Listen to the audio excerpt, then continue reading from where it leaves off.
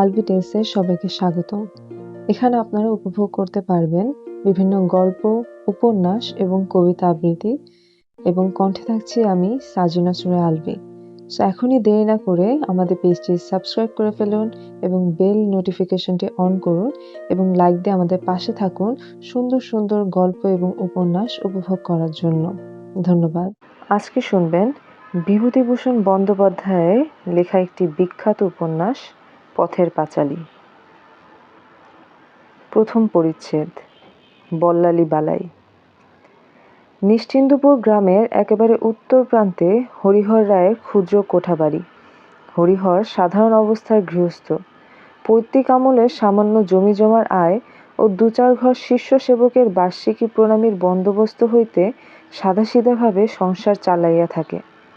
পূর্বদিন ছিল একাদশী। হরিহরের দুঃসম্পর্কীয় দিদি ইন্দির ঠাকুরন সকালবেলা ঘরের দাওয়ায় বসিয়া চাল ভাজার গুড় জলখাবার খাইতেছে। হরিহরের ৬ বৎসরের মেয়েটি চুপ করিয়া পাশে বসিয়া আছে ও পাত্র হইতে তুলিবার পর হইতে মুখে পুরিবার পূর্ব পর্যন্ত প্রতি মুঠা ভাজার গুড়ার প্রতি অত্যন্ত করুণভাবে লক্ষ্য করিতেছে এবং মাঝে মাঝে ক্রমশূন্যায়মান কাঁসার জামবাটির দিকে হতাশভাবে চাহিতেছে। দু একবার কি বলি বলি করিয়াও যেন বলিতে পারিল না। ইন্দির ঠাকুরন মুঠার পর মুঠা উঠাইয়া পাত্র নিঃশেষ করিয়া ফেলিয়া খুকির দিকে চাহিয়া বলিল, ও মা, তোর জন্য দুটো রেখে দিলাম না, ওই দেখো। মেয়েটি করুণ চোখে বলিল, তা হোক পিতি, তুই খা। দুটো পাকা বড় বীচের কলা একটা হইতে আধখানা ভাঙিয়া ইন্দির ঠাকুরন তাহার হাতে দিল। এবার খুকির চোখ মুখ উজ্জ্বল দেখাইল। সে পিসিমার হাত হইতে উপহার লইয়া মনোযোগের সহিত ধীরে ধীরে চুষিতে লাগিল। ও ঘর হইতে তাহার মা ডাকিল, আবার ওখানে গিয়া ধন্য ধরে বসে আছে, উঠে আয় এদিকে। ইন্দির ঠাকুরন বলিল, থাক বউ, ও আমার কাছে বসে আছে, ও কিচ্ছু করছে না, থাক বসে। তবুও তাহার মা শাসনের সুরে বলিল, না, কেনই বা খাবার সময় ওরকম বসে থাকবে, ওরকম আমি পছন্দ করি নে, চলে আয় বলছি উঠে। খুকি ভয়ে ভয়ে উঠে চলে গেল। ইন্দির ঠাকুরনের সঙ্গে হরিহরের সম্পর্কটা বড় দূরের। মামার বাড়ির সম্পর্কে কিরকমের বোন। হরিহর রায়ের পূর্বপুরুষের আদি বাড়ি ছিল পাশের গ্রামে জ্যোৎস্না বিশ্বপুর। হরিহরের পিতা রামচাঁদ রায় মহাশয় অল্প বয়সে প্রথমবারে বিপত্নিক হইবার পরে অত্যন্ত ক্ষোভের সহিত লক্ষ্য করিলেন যে দ্বিতীয়বার তাহার বিবাহ দিবার দিকে পিতৃদেবের কোনো লক্ষ্যই নাই। বছরখানেক কোনো রকমের চক্ষু লজ্জায় কাটাইয়া দেওয়ার পরও যখন তার পিতা সেদিকে কোনো উদ্যম দেখা গেল না, তখন রামচাঁদ মরিয়া হইয়া প্রত্যক্ষে ও পরোক্ষে নানারূপ অস্ত্র ব্যবহার করিতে বাধ্য হইলেন। দুপুরবেলা কোথাও কিছু নাই, সহজ মানুষ রামচাঁদ আহারাদি করিয়া বিছানায় ছটফট করিতেছেন। কেহ নিকটে বসিয়া কি হইয়াছে জানিতে চাইলে রামচাঁদ সুর ধরিতেন, তাহার কেই বা আছে, কেই বা তাহাকে দেখিবে, এখন তাহার মাথা ধরিলেই বা কি, ইত্যাদি। ফলে নিশ্চিন্দপুর গ্রামে রামচাঁদের দ্বিতীয় পক্ষের বিবাহ হয় এবং বিবাহের অল্পদিন পরে পিতৃদেবের মৃত্যু হইলে জ্যোৎস্না বিশ্বপুর বাস উঠাইয়া রামচাঁদ স্থায়ীভাবে এখানেই বসবাস শুরু করে। ইহা তাহার অল্প বয়সের কথা। রামচাঁদ এই গ্রামে আসিবার পর শ্বশুরের যত্নে টোলে সংস্কৃত পড়িতে আরম্ভ করেন এবং কালে এই অঞ্চলের মধ্যে ভালো পণ্ডিত হইয়া উঠিয়াছিলেন। তবে কোনো বিষয়কর্ম তিনি কোনোদিন করেন নাই। করার উপযুক্ত তিনি ছিলেন কিনা সেই বিষয়েও ঘোরতর সন্দেহের কারণ আছে। বৎসরের মধ্যে ৯ মাস তাহার স্ত্রী পুত্র শ্বশুর বাড়িতেই থাকিত। তিনি নিজে পাড়ার পাতিরাম মুখুজ্জের পাশার আড্ডায় অধিকাংশ সময় কাটাইয়া দুজনের ভোজনের সময় শ্বশুর বাড়ি হাজির হইতেন মাত্র। কেহ যদি জিজ্ঞাসা করিত, পণ্ডিত মশাই, বউটা আছে, ছেলেটা আছে, আখেরটা তো দেখতে হবে, রামচাঁদ বলিতেন, কোনো ভাবনা নেই ভায়া, ব্রজ চক্রবর্তীর ধানের মাড়াইয়ের তলা কুড়িয়ে খেলেও এখন ওদের ২ পুরুষ হেসে খেলে কাটবে। পরে তিনি ছক্কা ও পঞ্জুরির জোর কিভাবে মিলাইলে ঘর ভাঙিতে পারিবেন তাহাই এক মনে ভাবিতেন। ব্রজ চক্রবর্তীর ধানের মাড়াইয়ের নিতান্ত সম্বন্ধে তাহার আস্থা যে কতটা বেআন্দাজি ধরনের হইয়াছিল তাহার শ্বশুরের মৃত্যুতে পরে রামচাঁদের বুঝিতে বেশি বিলম্ব হয় নাই। এই গ্রামে তাহার জমি জমাও ছিল না, নগদ টাকাও বেশ কিছু নয়, 2-4টি শিশু সেবক এদিকে ওদিকে জুটিয়াছিল। তাহাদের দ্বারা কোনো রকমে সংসার চালাইয়া পুত্রটিকে মানুষ করিতে থাকেন। তাহার পূর্বে তাহার এক জাতি ভাতার বিবাহ হয় তাহার শ্বশুর বাড়িতেই। তাহারাও এখানেই বাস করিয়াছিল। তাহাদের দ্বারাও রামচাঁদের অনেক সাহায্য হইত। জ্ঞাতি ভ্রাতার পুত্র নীলমণি রায় কমিসেরিয়েটে চাকরি করিতেন, কিন্তু কর্ম উপলক্ষে তাহার বরাবর বিদেশ থাকিতে হইত বলিয়া তিনি শেষকালে এখানকার বাস একরূপ উঠাইয়া বৃদ্ধা মাতাকে লইয়া কর্মস্থলে চলিয়া যান। এখন তাহাদের ভিটাতে আর কেহ নাই। শোনা যায় পূর্বদেশীয় এক নামজাদা কুলীনের সঙ্গে ইন্দির ঠাকুরানীর বিবাহ হইয়াছিল। স্বামী বিবাহের পর কালে ভাদ্রে এ গ্রামে পদার্পণ করিতেন। এক আধ রাত্রি কাটাইয়া পথের খরচ ও কল্যাণ সমান আদায় করিয়া লইয়া খাতায় দাগ আঁকিয়া পরবর্তী নম্বরে শ্বশুরবাড়ি অভিমুখে তল্পি বাহক সহ রওনা হইতেন। কাজেই স্বামীকে ইন্দির ঠাকুরন ভালো মনে করিতেই পারে না। বাপ মায়ের মৃত্যুর পর ভাইয়ের আশ্রয়ে দুমুঠা অন্ন পাইয়া আসিতেছিল। কপালক্রমে সে ভাইও অল্প বয়সে মারা গেল। হরিহরের পিতা রামচাঁদ অল্প পরেই এই ভিটাতে বাড়ি তুলিলেন এবং সেই সময় হইতেই ইন্দির ঠাকুরনের এই সংসারের প্রথম প্রবেশ। সে সকল আজিকার কথা নহে। তাহার পর অনেক দিন হইয়া গিয়াছে। শাঁখারি পুকুরে নাল ফুলের বংশের পর বংশ কত আসিয়াছে, চলিয়াও গিয়াছে। চক্রবর্তীদের ফাঁকা মাঠে সীতানাথ মুখুজ্জে নতুন কলমের বাগান বসাইল এবং সে সব গাছ আবার বুড়া হইতেও চলিল। কত ভিটায় নতুন গৃহস্থ বসিল, কত জনশূন্য হইয়া গেল, কত গোলক চক্রবর্তী ব্রোস চক্রবর্তী মরিয়া হাজির হইল। ইছামতির চর্লমী চঞ্চল স্বচ্ছ জলধারা অনন্ত কাল প্রবাহের সঙ্গে পাল্লা দিয়া কুটার মতো, ঢেউয়ের ফেনার মতো, গ্রামের নীলখুঁটির মতো জনসন টমসন সাহেব কত মজুমদারের কোথায় ভাসাইয়া লইয়া গেল। শুধু ইন্দির ঠাকুরন এখনো বাঁচিয়া আছে। 1240 সালে সে ছিপছিপে চেহারার হাস্যমুখী তরুণী নহে, 75 বছরের বৃদ্ধা। গাল তোবড়াইয়া গিয়াছে, মাজা ঈষৎ ভাঙিয়া শরীর সামনে ঝুঁকিয়া পড়িয়াছে। দূরের জিনিস আগের মতো চোখে ঠাহর হয় না। হাত তুলিয়া যেন রৌদ্রের বাজ হইতে বাঁচাইবার ভঙ্গিতে চোখ ঝাঁকিয়া বলে, কে আসে? নবীন? বেহারি? না, ও তুমি রাজু? এই ভিটারি কি কম পরিবর্তনটা ইন্দির ঠাকুরানের চোখের উপর দিয়ে ঘটিয়া গেল? ওই ব্রোস চক্রবর্তীর যে ভিটা আজকাল জঙ্গল হইয়া পড়িয়াছে, কোজাগারী লক্ষ্মী পূর্ণিমার দিন গ্রাম শুদ্ধ লোকে সেখানে পাত পাড়িত। বড় চণ্ডী মণ্ডপে কি পাশার আড্ডাটাই বসিত সকালে বিকালে। তখন কি ছিল ওরকম বাসবন? পৌষ পার্বণের দিন ওই ঢেকিশালে 1 মণ চাল কোটা হইত। পৌষ পিঠার জন্য চোখ বুজিয়া ভাবিলেই ইন্দির ঠাকুরন সেসব এখনো দেখিতে পায় যে। ওই রায়বাড়ির মেজবউ লোকজন সঙ্গে করিয়া চাল কুটাইয়া আসিয়াছেন। ঢেকিতে দমাদম পার পড়িতেছে। সোনার বউটি রাঙা হাতে একবার সামনে সরিয়া আসিতেছে, আবার পিছাইয়া যাইতেছে। জগদ্ধাত্রীর মতো রূপ, তেমনি স্বভাব চরিত্র। নতুন যখন ইন্দির ঠাকুরন বিধবা হইল, তখন প্রতি দ্বাদশীর দিন প্রাতঃকালে নিজের হাতে জল খাবার গোছাইয়া আনিয়া তাহাকে খাওয়াইয়া যাইতেন। কোথায় গেল কে? সেকালে আর কেউ বাঁচিয়া নাই যার সঙ্গে সুখ দুঃখের দুটো কথা হয়। তারপর এই সংসারে আশ্রয়দাতা রামচাঁদ মারা গেলেন। তার ছেলে হরিহর তো হইল সেদিন। রাখিয়া দেশ ছাড়া হইয়া গেল। 8-10 বছর প্রায় কোনো খোঁজ খবর ছিল না। কালে ভাদ্রে 1-8খানা চিঠি দিত। কখনো কখনো 2-5 টাকা বুড়ির নামে মানি অর্ডার করিয়া পাঠাইত। এই বাড়ি আশুলিয়া কত কষ্টে, কতদিন না খাইয়া প্রতিবেশীর দুয়ারে চাহিয়া চিন্তার তাহার দিন গিয়াছে।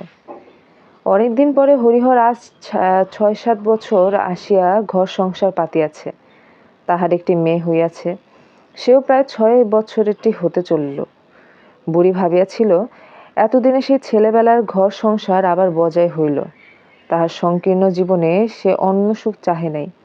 অন্য প্রকার সুখ দুঃখের ধারণাও সে করিতে অক্ষম। অশৈশব অভ্যস্ত জীবনযাত্রার পুরাতন পথের যদি গতি মোটটা ঘুরিয়া দাঁড়ায়, তাহা হইলেই সে খুশি। তাহার কাছে সেইটাই চরম সুখের কাহিনী। হরিহরের ছোট মেয়েটাকে সে একদণ্ড চোখের আড়াল করিতে পারে না। তাহার নিজেরও এক মেয়ে ছিল, নাম ছিল তার বিশ্বেশ্বরী। অল্প বয়সেই বিবাহ হয় এবং বিবাহের অল্প পরেই মারা যায়। হরিহরের মেয়ের নাম বিশ্বেশ্বরী। মৃত্যু পারে দেশ হইতে 40 বছর পরে তাহার অনাথা মায়ের কোলে আবার ফিরিয়া আসিয়াছে। 40 বছরের নিভিয়া যাওয়া ঘুমন্ত মাতৃত্ব মেয়েটার মুখের বিপন্ন অপ্রতিভ ভঙ্গিতে, অবোধ চোখের হাসিতে এক মুহূর্ত সচকিত আগ্রহে শেষ হইতে চলা জীবনের ব্যাকুল ক্ষুধায় জাগিয়া ওঠে। কিন্তু যাহা সে ভাবিয়াছিল তাহা হয় নাই। হরিহরের বউ দেখিতে সুন্দরী হইলে কি হইবে, ভারী ঝগড়াটে, তাহাকে তো 2 চক্ষু পারিয়া দেখিতে পারে না। বসিয়া বসিয়া অন্ন ধ্বংস করিতেছে। সে খুঁটিনাটি লইয়া বুড়ির সঙ্গে দুবেলা ঝগড়া বাঁধায়। অনেকটা ঝগড়া চলিবার পর বুড়ি নিজস্ব একটা পিতলের ঘটি কাঁধে ও ডান হাতে একটা কাপড়ের পুটুলি লইয়া বলিত, চললাম নতুন বউ, আর যদি কখনো বাড়ির মাটি পাড়াই তবে আমার। বাড়ি হইতে বাহির হইয়া গিয়া বুড়ি মনের দুঃখে বাঁশবাগানে সারাদিন বসিয়া কাটাইত। বৈকালের দিকে সন্ধান পাইয়া হরিহরের ছোট মেয়েটা তাহার কাছে গিয়া আঁচল ধরিয়া টানাটানি আরম্ভ করিত। ওঠ পিতিমা, মাকে বলবো, আল তোকে বকবে না, আয় পিতিমা। তাহার হাত ধরিয়া সন্ধ্যার অন্ধকারে বুড়ি বাড়িতে ফিরিত।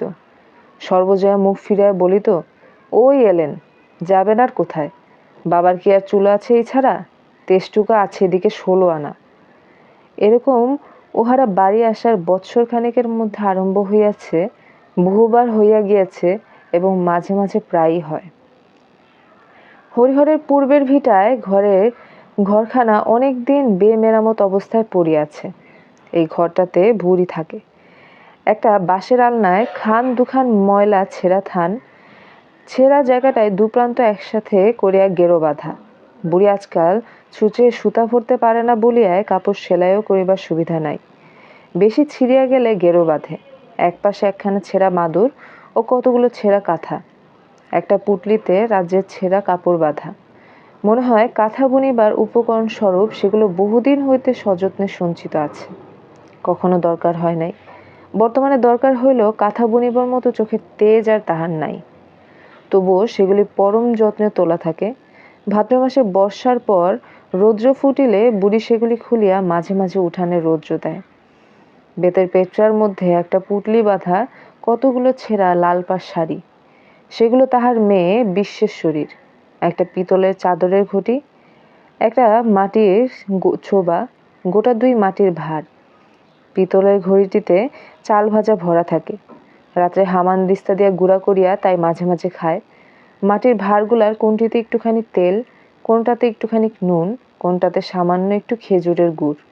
সর্বজয়ের কাছে চাহিতে সবসময় মেলে না বলিয়া বুড়ি সংসার হইতে লুকাইয়া আনিয়া সেগুলি বিবাহের বেতের পেটরার মধ্যে সঞ্চয় করিয়া রাখিয়া দেয়। সর্বজয় ঘরে আসে কচিত কালে ভাজ্যে কখনো, কিন্তু সন্ধ্যার সময় তার মেয়ে ঘরের দাওয়ায় ছেঁড়া কাঁথা পাতা বিছানায় বসে অনেকক্ষণ পর্যন্ত একমনে পিসিমার মুখে রূপকথা শোনে। খানিকক্ষণ এই গল্প ও গল্প শুনিবার পর খুকি বলে, পিতি, সেই ডাকাতের গল্পটা বলতো। গ্রামের এক ঘর গৃহস্থ বাড়িতে 50 বছর আগে ডাকাতি হইয়াছিল, সেই গল্প। ইতিমধ্যে বহুবার বলা হইয়া গেলেও কয়েকদিন ব্যবধানে উহার পুনরাবৃত্তি করিতে হয়। খুকি ছাড়ে না। তাহার পর সে পিসিমার মুখে ছড়া শুনে। সেকালের অনেক ছড়া ইন্দির ঠাকুরানের মুখস্থ ছিল। অল্প বয়সে ঘাটে পথে সমবয়সী সঙ্গিনীদের কাছে ছড়া মুখস্থ বলিয়া তখনকার দিনে ইন্দির ঠাকুরন কত প্রশংসা আদায় করিয়াছে, তাহার পর অনেক দিন সেরকম ধৈর্যশীল শ্রোতা পায় নাই।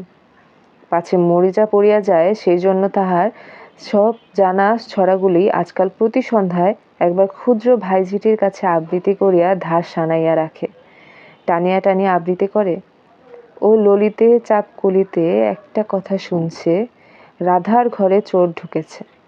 এই পর্যন্ত বলিয়া সে হাসি হাসি মুখে প্রতীক্ষার দৃষ্টিতে ভাইজির দিকে চাহিয়া থাকে। খুকি উৎসাহের সঙ্গে বলে, চুরো বাঁধা এক মিনসে। মি অক্ষরটার উপর অকারণে জোর দিয়া ছোট মাথাটি সামনে তাল রাখিবার ভাবে ঝুঁকাইয়া শব্দটা উচ্চারণ করে। ভারী আমোদ লাগে খুকির। তাহার পিসি ভাইঝিটিকে ঠকাইবার চেষ্টা এমন সব ছড়া আবৃত্তি করে ও পাত পূরণের জন্য ছাড়িয়া দেয়। হরিহর রায়ের আদি বাসস্থান যশনা বিশ্বপুরের প্রাচীন ধনী বংশ চৌধুরীর নিষ্কর ভূমি দান করিয়া যে কয়েক ঘর ব্রাহ্মণকে সেকাল গ্রামে বাস করাইয়াছিলেন, হরিহরের পূর্বপুরুষ বিষ্ণুরাম রায় তাহাদের মধ্যে একজন। ব্রিটিশ শাসন তখনও দেশে বদ্ধমূল হয় নাই। যাতায়াতের পথ সকল ঘোর বিপদ সংকুল ও ঠগি ঠ্যাঙারে জলদস্যু প্রভৃতিতে পূর্ণ থাকিত। এই ডাকাতের দল প্রায় গোয়ালা, বাগদি, বাউরি শ্রেণীর লোক। তাহারা অত্যন্ত বলবান, লাঠি এবং সরকি চালানোতে সুনিপুণ ছিল। বহু গ্রামের প্রভৃতি প্রান্তে ইহাদের স্থাপিত ডাকাতে কালীর মন্দিরের চিহ্ন এখনো বর্তমান আছে। দিনমনে ইহারা ভালো মানুষ সাজিয়া বেড়াইত, রাত্রে কালী পূজা দিয়া দূরপল্লীতে গৃহস্থ বাড়ি লুট করিতে বাহির হইত। তখনকার কালে অনেক সমৃদ্ধশালী গৃহস্থ ডাকাতি করিয়া অর্থ সঞ্চয় করিতেন। বাংলাদেশে বহু জমিদার ও অবস্থাপন্ন গৃহস্থের অর্থের মূল ভিত্তি এই যে, পূর্বপুরুষ সঞ্চিত লুণ্ঠিত ধনরত্ন যাহারা এই প্রাচীন বাংলার কথা জানেন, তাহারা ইহাও জানেন। বিষ্ণুরাম রায়ের পুত্র বীরু রায়ে এইরূপ আখ্যাতি ছিল। তাহার অধীনে বেতনভোগী ঠ্যাঙারে থাকিত। নিশ্চিন্দপুর গ্রামের উত্তরে যে কাঁচা সড়ক দিয়ে ওদিকে চুয়াডাঙ্গা হইতে আসিয়া নবাবগঞ্জ উঠিয়া ঢাকি চালিয়া গিয়াছে, ওই সড়কের ধার দিগন্ত বিস্তৃত বিশাল সোনাডাঙ্গার মাঝের মধ্যে ঠাকুরজি পুকুর নামক সেকালের এক বড় পুকুরের ধারে ছিল ঠ্যাঙারেদের আড্ডা। পুকুরের পাড়ে প্রকাণ্ড বটগাছের তলে তাহারা লুকাইয়া থাকিত এবং নিরীহ পথিককে মারিয়া তাহার যথা সর্বস্ব অপহরণ করিত। ঠ্যাঙারেদের কার্যপ্রণালী ছিল অদ্ভুত ধরনের। পথ চলতি লোকের মাথায় লাঠির আঘাত করিয়া আগেই তাহাকে মারিয়া ফেলিয়া তবে তাহার কাছে অর্থন্বেষ করিত। মারিয়া ফেলিবার পর এরূপ ঘটনা বিচিত্র ছিল না। দেখা গেল নিহত ব্যক্তির কাছে সিকি পয়সাও নাই। পুকুরের মধ্যে লাশ গুজিয়া রাখিয়া ঠ্যাঙারেরা পরবর্তী শিকারের উপর দিয়া এই বৃথা শ্রমটুকু পোষাইয়া লইবার আশা নিরীহ মুখের পুকুর পাড়ের গাছতলায় ফিরিয়া যাইত। গ্রামের উত্তরে এই বিশাল মাঠের মধ্যে সেই বটগাছ আজও আছে। সড়কের ধারের একটা অপেক্ষাকৃত নিম্নভূমিকে আজও ঠাকুরজি পুকুর বলে। পুকুরের বিশেষ চিহ্ন নাই। 14 আনা ভরাট হইয়া গিয়াছে।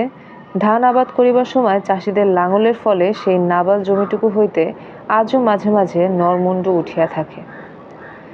শোনা যায় পূর্বদেশীয় এক বৃদ্ধ ব্রাহ্মণ বালক পুত্রকে সঙ্গে করিয়া কালীগঞ্জ অঞ্চল হইতে টাকি শ্রীপুরের ওদিকে নিজের দেশে ফিরিছিলেন। সময়টা কার্তিক মাসের শেষ। কন্যার বিবাহের অর্থ সংগ্রহের জন্য ব্রাহ্মণ বিদেশে বাহির হইয়াছিলেন। সঙ্গে কিছু অর্থ জিনিসপত্র ছিল। হরিদাসপুরের বাজারে চটিতে রন্ধন আহারাদি করিয়া তাহারা দুপুরের কিছু পরে পুনরায় পথে বাহির হইয়া পড়িলেন। ইচ্ছা রহিল যে সম্মুখে 5 ক্রোশ দূরের নবাবগঞ্জ বাজারের চটিতে রাত্রি যাপন করিবেন। পথের বিপদ তাহাদের আবাদিত ছিল, কিন্তু আন্দাজ করিতে কিরূপ ভুল হইয়াছিল। কার্তিক মাসের ছোট দিন।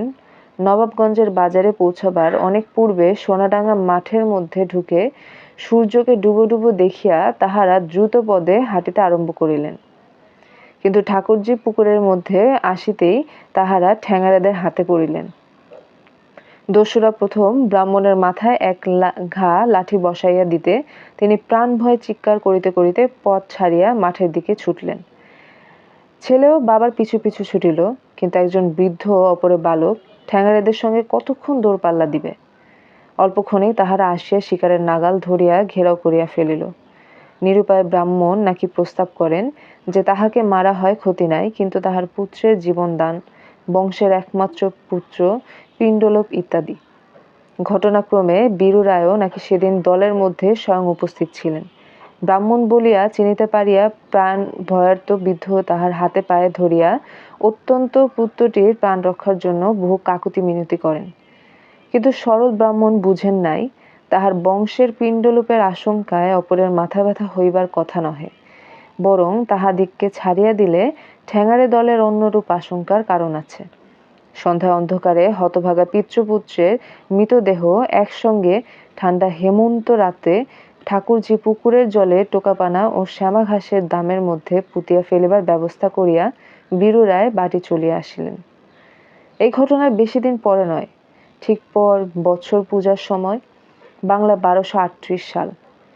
বীরু রায় সপরিবারে নৌকা যোগে তাহার শ্বশুর বাড়ি হলুদ বেড়ে হইতে ফিরিতেছেন। নকিপুরের নিচের বড় নোনা গাং হইতে মধুমতি পারিবার পর 2 দিনের জোয়ার খাইয়া তবে আসিয়া দক্ষিণ শ্রীমপুরে তাহার ইছামতি পারিতে গেল। সেখান হইতে আর দিন চারেকের পথ আসিলেই স্বগ্রাম। সারাদিন বহিয়া আসিয়া অপরাহ্নে টাকি ঘাটে নৌকা লাগিল। বাড়িতে পূজা হইত। টাকির বাজারে হইতে পূজার দ্রব্যাদি কিনিয়া রাত্রিতে সেখানে অবস্থান করিবার পর প্রত্যুষে নৌকা ছাড়িয়া সকলে দেশের দিকে রওনা হইলেন। 2 দিন পরে সন্ধ্যার দিকে ধবলচিতের বড় খাল ও ইছামতির মোহনার একটা নির্জন চরে জোয়ারের অপেক্ষায় নৌকা লাগাইয়া রন্ধনের জোগাড় হইতে লাগিল। বড় চর, মাঝে মাঝে কাশঝোপ ছাড়া অন্য গাছপালা নেই। এক স্থানে মাঝিরা ও অন্য স্থানে বীরু রায়ের স্ত্রী রন্ধন চাড়িয়াছে। সকলের মন প্রফুল্ল। 2 দিন পরে দেশে পৌঁছানো যাইবে। বিশেষত পূজা নিকটে সে আনন্দ তো আছেই। জ্যোৎস্না উঠিয়াছিল, নোনা গাঙের জল চকচক করিতেছিল। হু হু হাওয়ায় চরের কাশফুলের রাত্রি, আকাশ, জ্যোৎস্না, মোহনার জল একাকার করিয়া উঠিয়াছিল। হঠাৎ কিসের শব্দ শুনিয়া 2-1 মাঝি রন্ধন ছাড়িয়া উঠিয়া দাঁড়াইয়া চারিদিকে চাহিয়া দেখিতে লাগিল। কাশঝোপের আড়ালে যেন একটা ছটফট শব্দ, একটা ভয়ার্ত কণ্ঠ একেবারে অস্ফুট চিৎকার করিয়া উঠিয়া তখনই থামিয়া যাইবার শব্দ। কৌতূহলী মাঝিরা ব্যাপার কি দেখিবার জন্য কাশঝোপের আড়ালটা পার হইতে না হইতেই কি যেন একটা হুড়ুম করিয়া চর হইতে জলের গিয়া ডুব দিল। চরের সেদিককার জনহীন, কিন্তু কাহারও চোখে পড়িল না।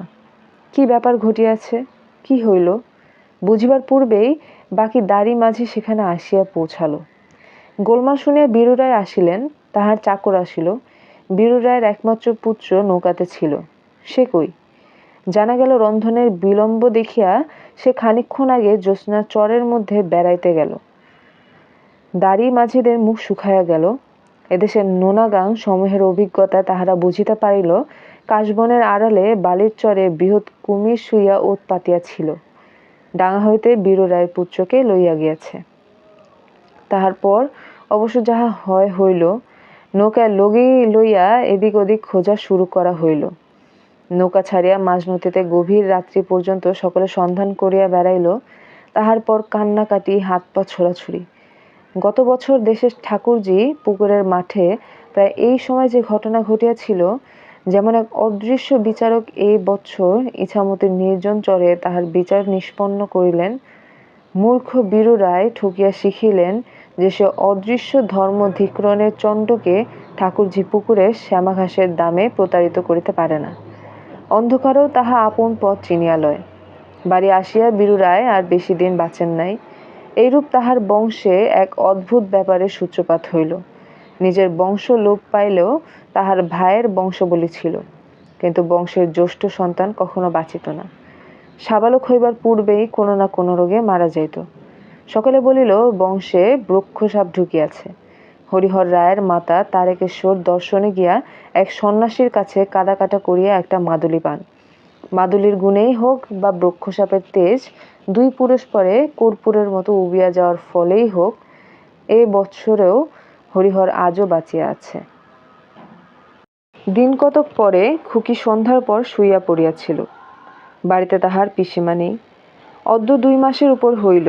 একদিন তাহার মায়ের সঙ্গে কি ঝগড়াঝাটি হওয়ার পর রাগ করিয়া 2 গ্রামে কোনো এক আত্মীয় বাড়িতে গিয়াছে। মায়েরও শরীর এতদিনে বড় অপটু ছিল বলিয়াও তাহাকে দেখিবারও কোনো লোক নাই। সম্প্রতি মা কাল হইতে আতুর ঘরে ঢোকা পর্যন্ত সে কখন খায় কখন শোয় তাহা কেউ বড় দেখে না। খুকি শুইয়া শুইয়া যতক্ষণ পর্যন্ত ঘুম না আসিল ততক্ষণ পিসিমার জন্য কাঁদিল। রোজ রাত্রে সে কাঁদে। তাহার পর খানিক রাত্রে কাহাদের কথাবার্তা শুনিয়া জাগিয়া উঠিয়া দেখিল কুড়ুনির মা দায় রান্নাঘরে শেষতলায় দাঁড়িয়া কথা বলিতেছিল। পাড়ার ন্যাড়ার ঠাকুরমা আর কে কে উপস্থিত আছেন, সকলেই যেন ব্যস্ত ও উদ্বিগ্ন। খুকি খানিকটা জাগিয়া থাকিয়া আবার শুইয়া পড়িল। বাঁশবনে হাওয়া লাগিয়া শিরশির শব্দ হইতেছে। আতুর ঘরে আলো জ্বলিতেছে ও কাহারা কথাবার্তা কহিতেছে। দাওয়ায় জ্যোৎস্না পড়িয়েছে। ঠান্ডা হাওয়ায় একটু পর সে ঘুমাইয়া পড়িল। খানিক রাত্রে ঘুমের ঘোরে একটা অস্পষ্ট আওয়াজ ও গোলমেল শুনিয়া আবার তাহার ঘুম ভাঙিয়া গেল। তাহার বাবা ঘর হইতে বাহির হইয়া আতুর ঘরের দিকে দৌড়াইয়া ব্যস্তভাবে বলিতে বলিতে যাইতেছে, কেমন আছে খুড়ি, কি হয়েছে? আতুর ঘরের ভেতর হইতে কেমন ধরনের গলার আওয়াজ সে শুনিতে পাইল। গলার আওয়াজটা তার মায়ের। অন্ধকারের মধ্যে ঘুমের ঘোরে সে কিছু বুঝিতে না পারিয়া চুপ করিয়া খানিকক্ষণ বসিয়া রহিল। তাহার কেমন ভয় ভয় করিতেছিল। মা ওরকম করিতেছে কেন? কি হইয়াছে মায়ের? সে আরো কিছুক্ষণ বসিয়া থাকিয়া কিছু বুঝিতে না পারিয়া শুইয়া পড়িল এবং একটু পরেই ঘুমাইয়া পড়িল। কতক্ষণ পরে সে জানে না, কোথায় যেন বিড়াল ছানার ডাকে তার ঘুম ভাঙিয়া গেল। চট করিয়া তাহার মনে পড়িল, পিসিমার ঘরের দাওয়ায় ভাঙা উনুনের মধ্যে মেনি বিড়ালের ছানাগুলো সে বৈকালবেলা লুকাইয়া রাখিয়া আসিয়াছিল। ছোট তুলতুলে ছানা কয়টি, এখনো চোখ ফুটে নাই। ভাবিল, এই যা, ওদের হুলো বিড়ালটা এসে বাচ্চাগুলোকে সব খেয়ে ফেললে। ঠিক। ঘুম চোখে উঠিয়া তাড়াতাড়ি সে অন্ধকারের মধ্যে পিসিমার দাওয়ায় গিয়ে উনুনের মধ্যে হাত পুড়িয়া দেখিল বাচ্চা কয়টি নিশ্চিন্ত মনে ঘুমাচ্ছে। হুলো বিড়ালের কোনো চিহ্ন নাই কোনো দিকে। পরে সে অবাক হইয়া আসিয়া শুইয়া পড়িল এবং একটু পরেই ঘুমাইয়া পড়িল। ঘুমের ঘোরে আবার কিন্তু কোথায় বিড়াল ছানা ডাকিতেছিল।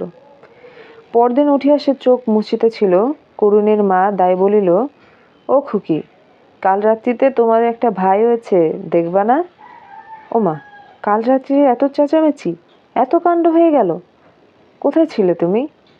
যা কাণ্ড হলো, কালপুরে গিরির দাওয়ায় সিন্নি সেবায় বড্ড রক্ষে করেছেন রাত্রিতে।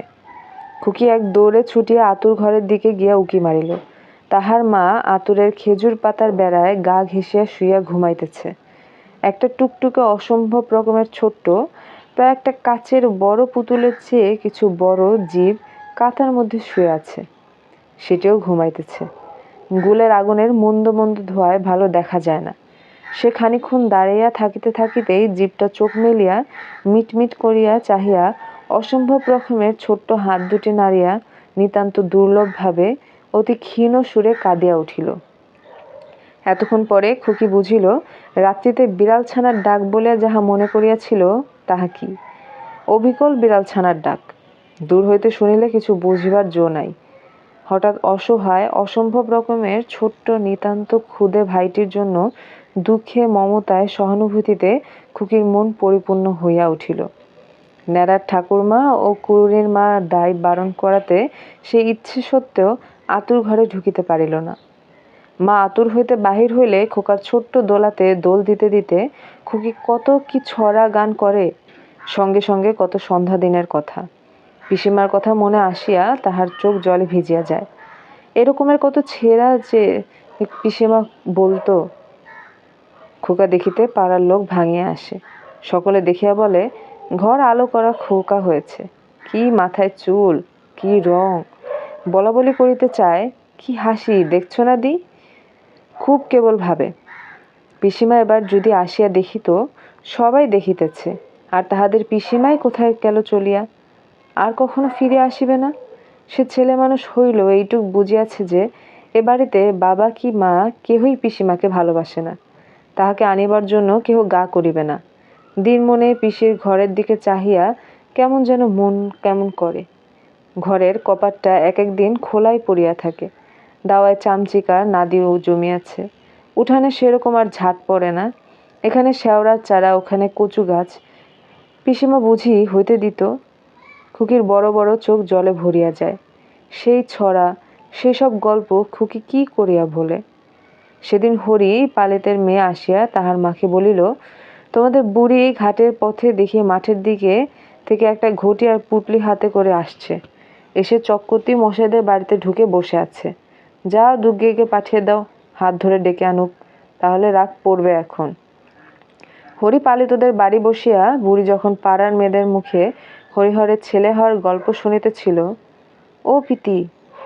বুড়ি চমকিয়া উঠিয়া দেখিল দুর্গা হাঁপাইতেছে, যেন অত্যন্ত ছুটিয়া আসিয়াছে। বুড়ি ব্যগ্রভাবে দুর্গাকে হাত বাড়াইয়া ধরিতে গেল। সঙ্গে সঙ্গে দুর্গা ঝাঁপাইয়া বুড়ির কোলে পড়িল। তাহার মুখে হাসি, অথচ চোখে জল। উঠানে কি ঝি বউ যাহারা উপস্থিত ছিলেন অনেকের চোখে জল আসিল। প্রবীণা হরি পালিতের স্ত্রী বলিলেন, নেও ঠাকুরজি, আর তোমার জন্মের মেয়ে ছিল, সেই মেয়েই তোমার বাড়িতে আবার ফিরে এসেছে। বাড়ি আসিলে খোকাকে দেখিয়া তো বুড়ি হাসিয়া কাঁদিয়াই সারা। কতদিন পরে ভিটায় আবার চাঁদ উঠিয়াছে। বুড়ি সকালে উঠিয়া মহা খুশিতে ভিতর ঝান উঠান দেয়, আগাছার জঙ্গল পরিষ্কার করে। দুর্গার মনে হয় এতদিনে আবার সংসারটা যেন ঠিক মতো চলিতেছে। এতদিন যেন কেমন ঠিক ছিল না। দুপুরে তাহার আহার করিয়া বুড়ি খিড়কির পিছনে বাঁশবনের উপর বসিয়া কঞ্চি কাটে।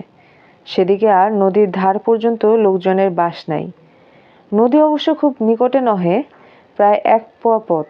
এই সমস্তটা শুধু বড় বড় আম বাগান ও ঝুপসি বাঁশবন ও অন্যান্য জঙ্গল।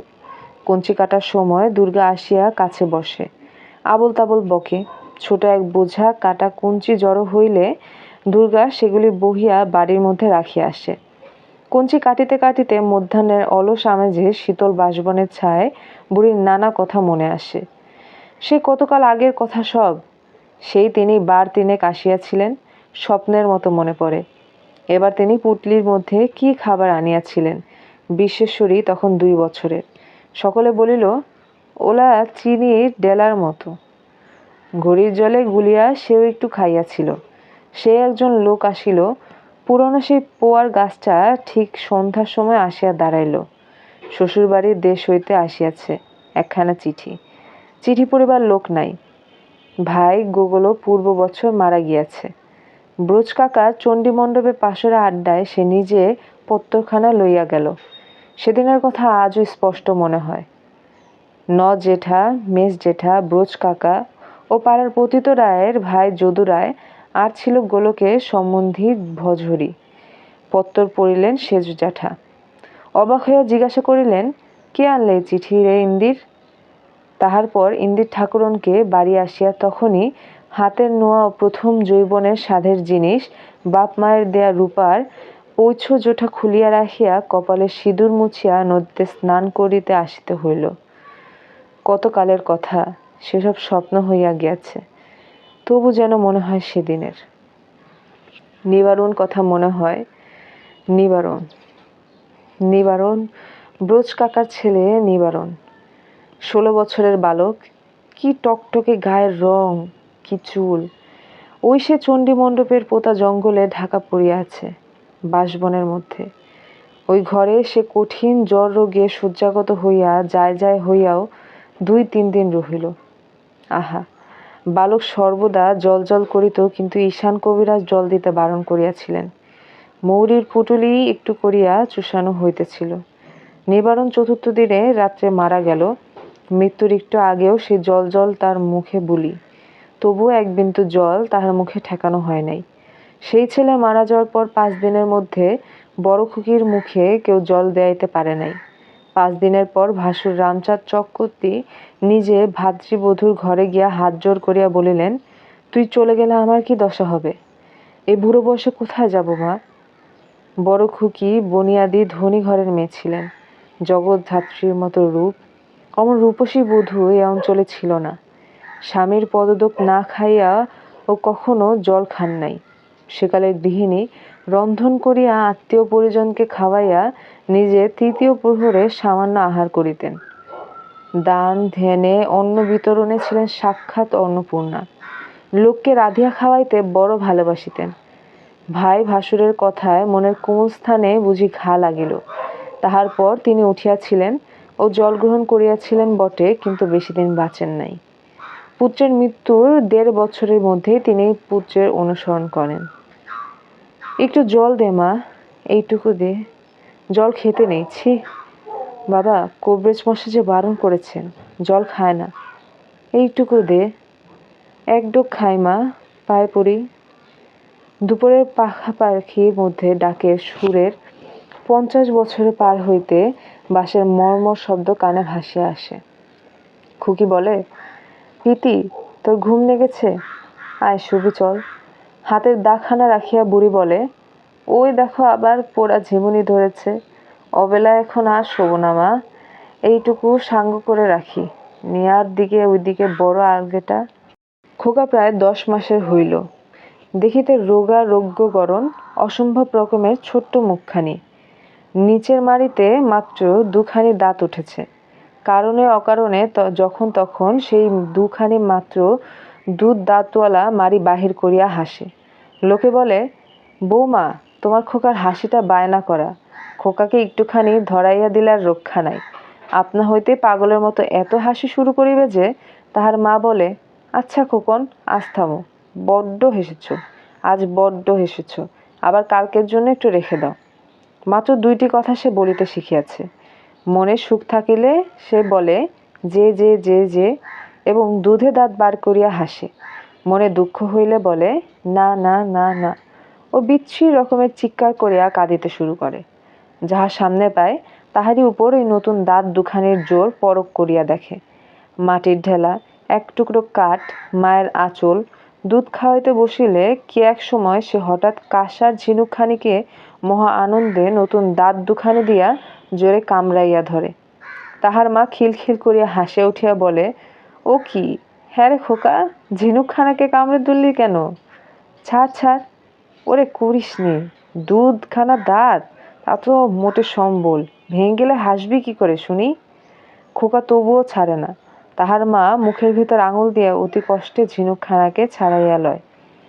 খুকির উপর সবসময় নির্ভর করিয়া থাকা যায় না বলিয়া রান্নাঘরের দাওয়া খানিকটা উঁচু করিয়া বাঁশের বাখারি দিয়া ঘরের ঝিনির মধ্যে খোকাকে বসাইয়া রাখিয়া তাহার মা নিজে কাজ করে। খোকা কাটরার মধ্যে শুনানি হওয়া ফৌজদারির মামলা আসারির মতো আটক থাকিয়া কখনো আপন মনে হাসে, অদৃশ্য শ্রোতাগণের নিকট দুর্বোধ্য ভাষায় কি বকে, কখনো বাখারির বেড়া ধরিয়া দাঁড়াইয়া উঠিয়া বাঁশবনের দিকে চাহিয়া থাকে। তাহার মা ঘাট হইতে স্নান করিয়া আসিলে মায়ের ভিজে কাপড়ের শব্দ পাইতেই খোকা খেলা হইতে মুখ তুলিয়া এদিক ওদিক চাহিতে থাকে। ও মাকে দেখিতে পাইয়া একমুখ হাসিয়া বাখারির বেড়া ধরিয়া উঠিয়া দাঁড়ায়। তার মা বলে, এ কি ও মা, এই কাজল পরিয়া মুখ মুছিয়ে দিয়ে গেলাম, একেবারে হাড়ি চাচা পাখি সেজে বসে আছে, দেখি এদিকে আয়। জোর করিয়া নাক মুখ রগড়াইয়া কাজল উঠাইতে গিয়া খোকার রাঙা মুখ একেবারে সিঁদুর হইয়া যায়। মহা আপত্তি করিয়া রাগের সহিত বলে, যে যে যে যে। তার মা শোনে না। ইহার পর মায়ের হাতে গামছা দেখিয়া খোকা খলবল করিয়া হামাগুড়ি দিয়া একদিকে ছুটিয়া পালাইতে চায়। এক একদিন ঘাট হইতে আসিয়া সর্বজয়া বলে, খোকন বলে টু টু, দোলা তো দোলা, দোলে খোকন দোলে।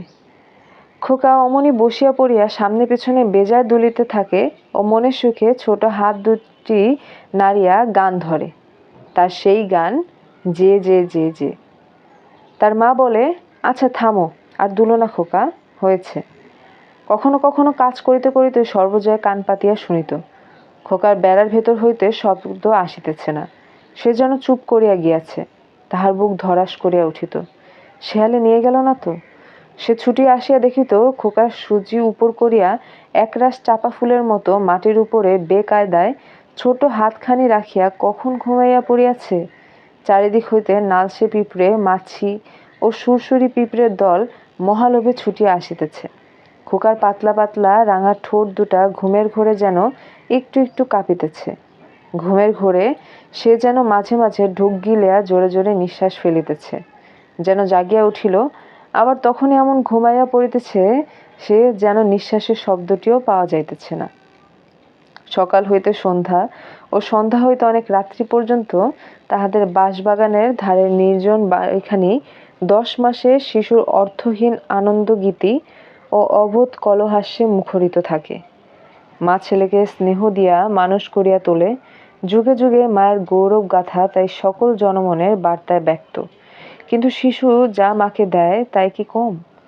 সে নিজস্ব আসে বটে, কিন্তু তাহার মন কাড়িয়া লইয়া হাসি, শৈশবোত্তরোল, চাঁদ ঘুনিয়া পড়া আর আবল তাবল বকুনির দাম কে দেয়?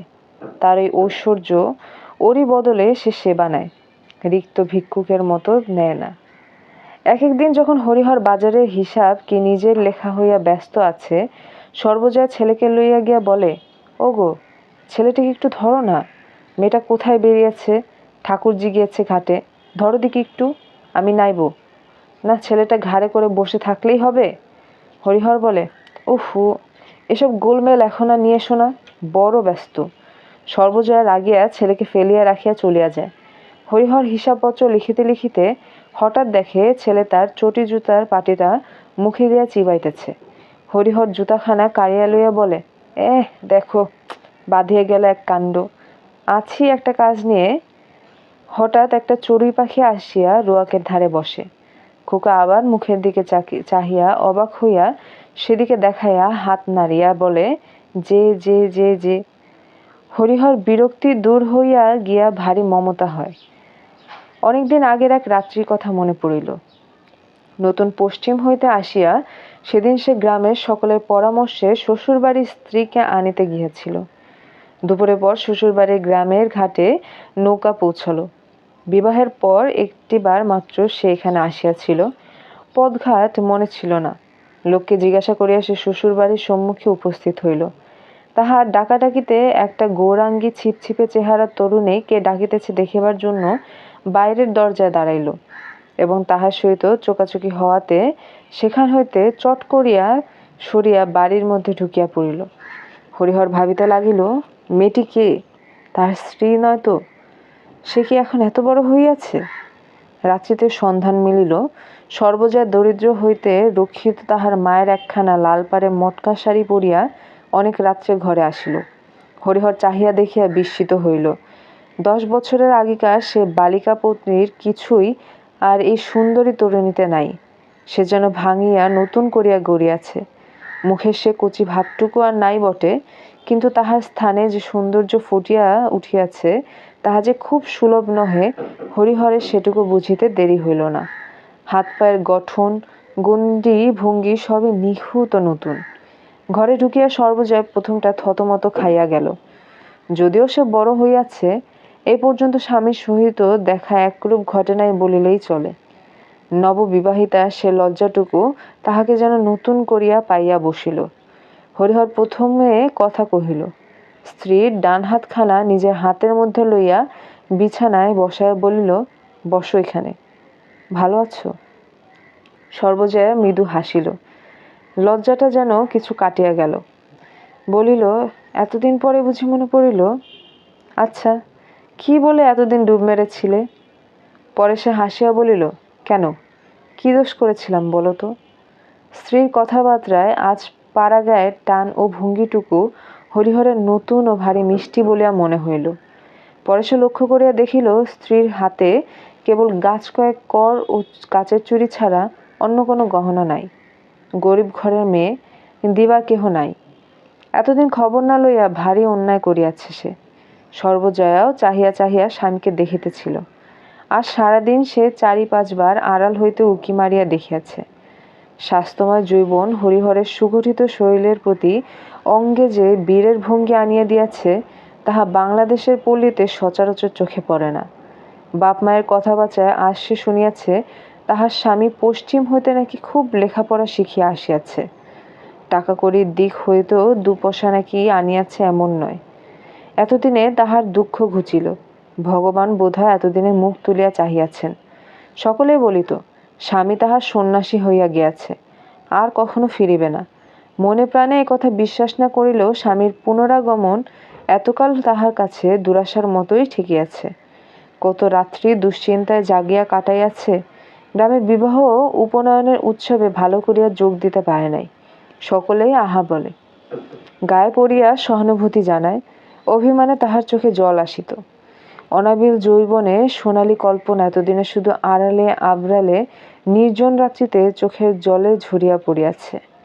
কাহারও কাছে মুখ ফুটিয়া প্রকাশ করে নাই, কিন্তু বসিয়া বসিয়া কতদিন ভাবিত, এই তো সংসারের অবস্থা।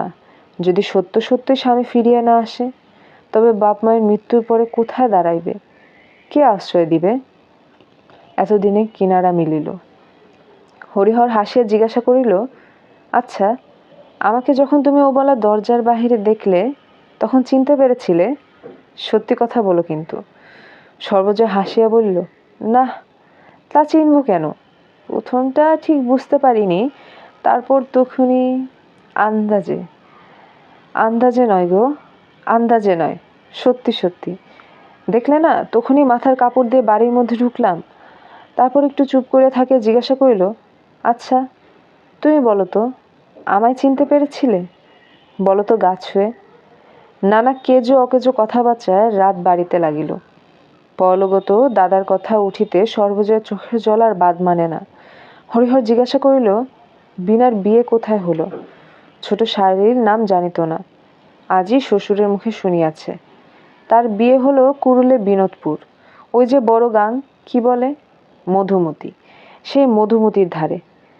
একটা প্রশ্ন বারবার সর্বজয়ের মনে আসিতে লাগিল, স্বামী তাহাকে লইয়া যাইবে তো, না দেখাশোনা করিবা আবার চলিয়া যাইবে সেই কাশি গয়া। বলি বলি করিয়াও মুখ ফুটিয়া সে কথাটা কিন্তু কোনো রূপেই জিজ্ঞাসা করিতে পারিল না। তাহার মনের ভেতর কে যেন বিদ্রোহ ঘোষণা করিয়া বলিল, না নিয়ে যাকগে, আবার তা নিয়ে কলা, কেন এত ছোট হতে যাওয়া। হরিহর সমস্যার সমাধান নিজ হইতেই করিল, বলিল, কাল চলো তোমাকে বাড়ি নিয়ে যাই নিশ্চিন্দপুরে। সর্বজয় বুকে ধরাস করিয়া যেন ঢেকির পার পড়িল, সামলাইয়া লইয়া বলিল, খালি কেন, একদিন পর এলে, দুদিন থাকো না কেন, বাবা মা কি তোমায় এখনই ছেড়ে দেবেন? পরশু আবার আমার বকুল ফুলের বাড়ি তোমার নেমন্ত করে গিয়েছে। কে তোমার বকুল ফুল? এই গায়েরই বাড়ি, এ পাড়ায়।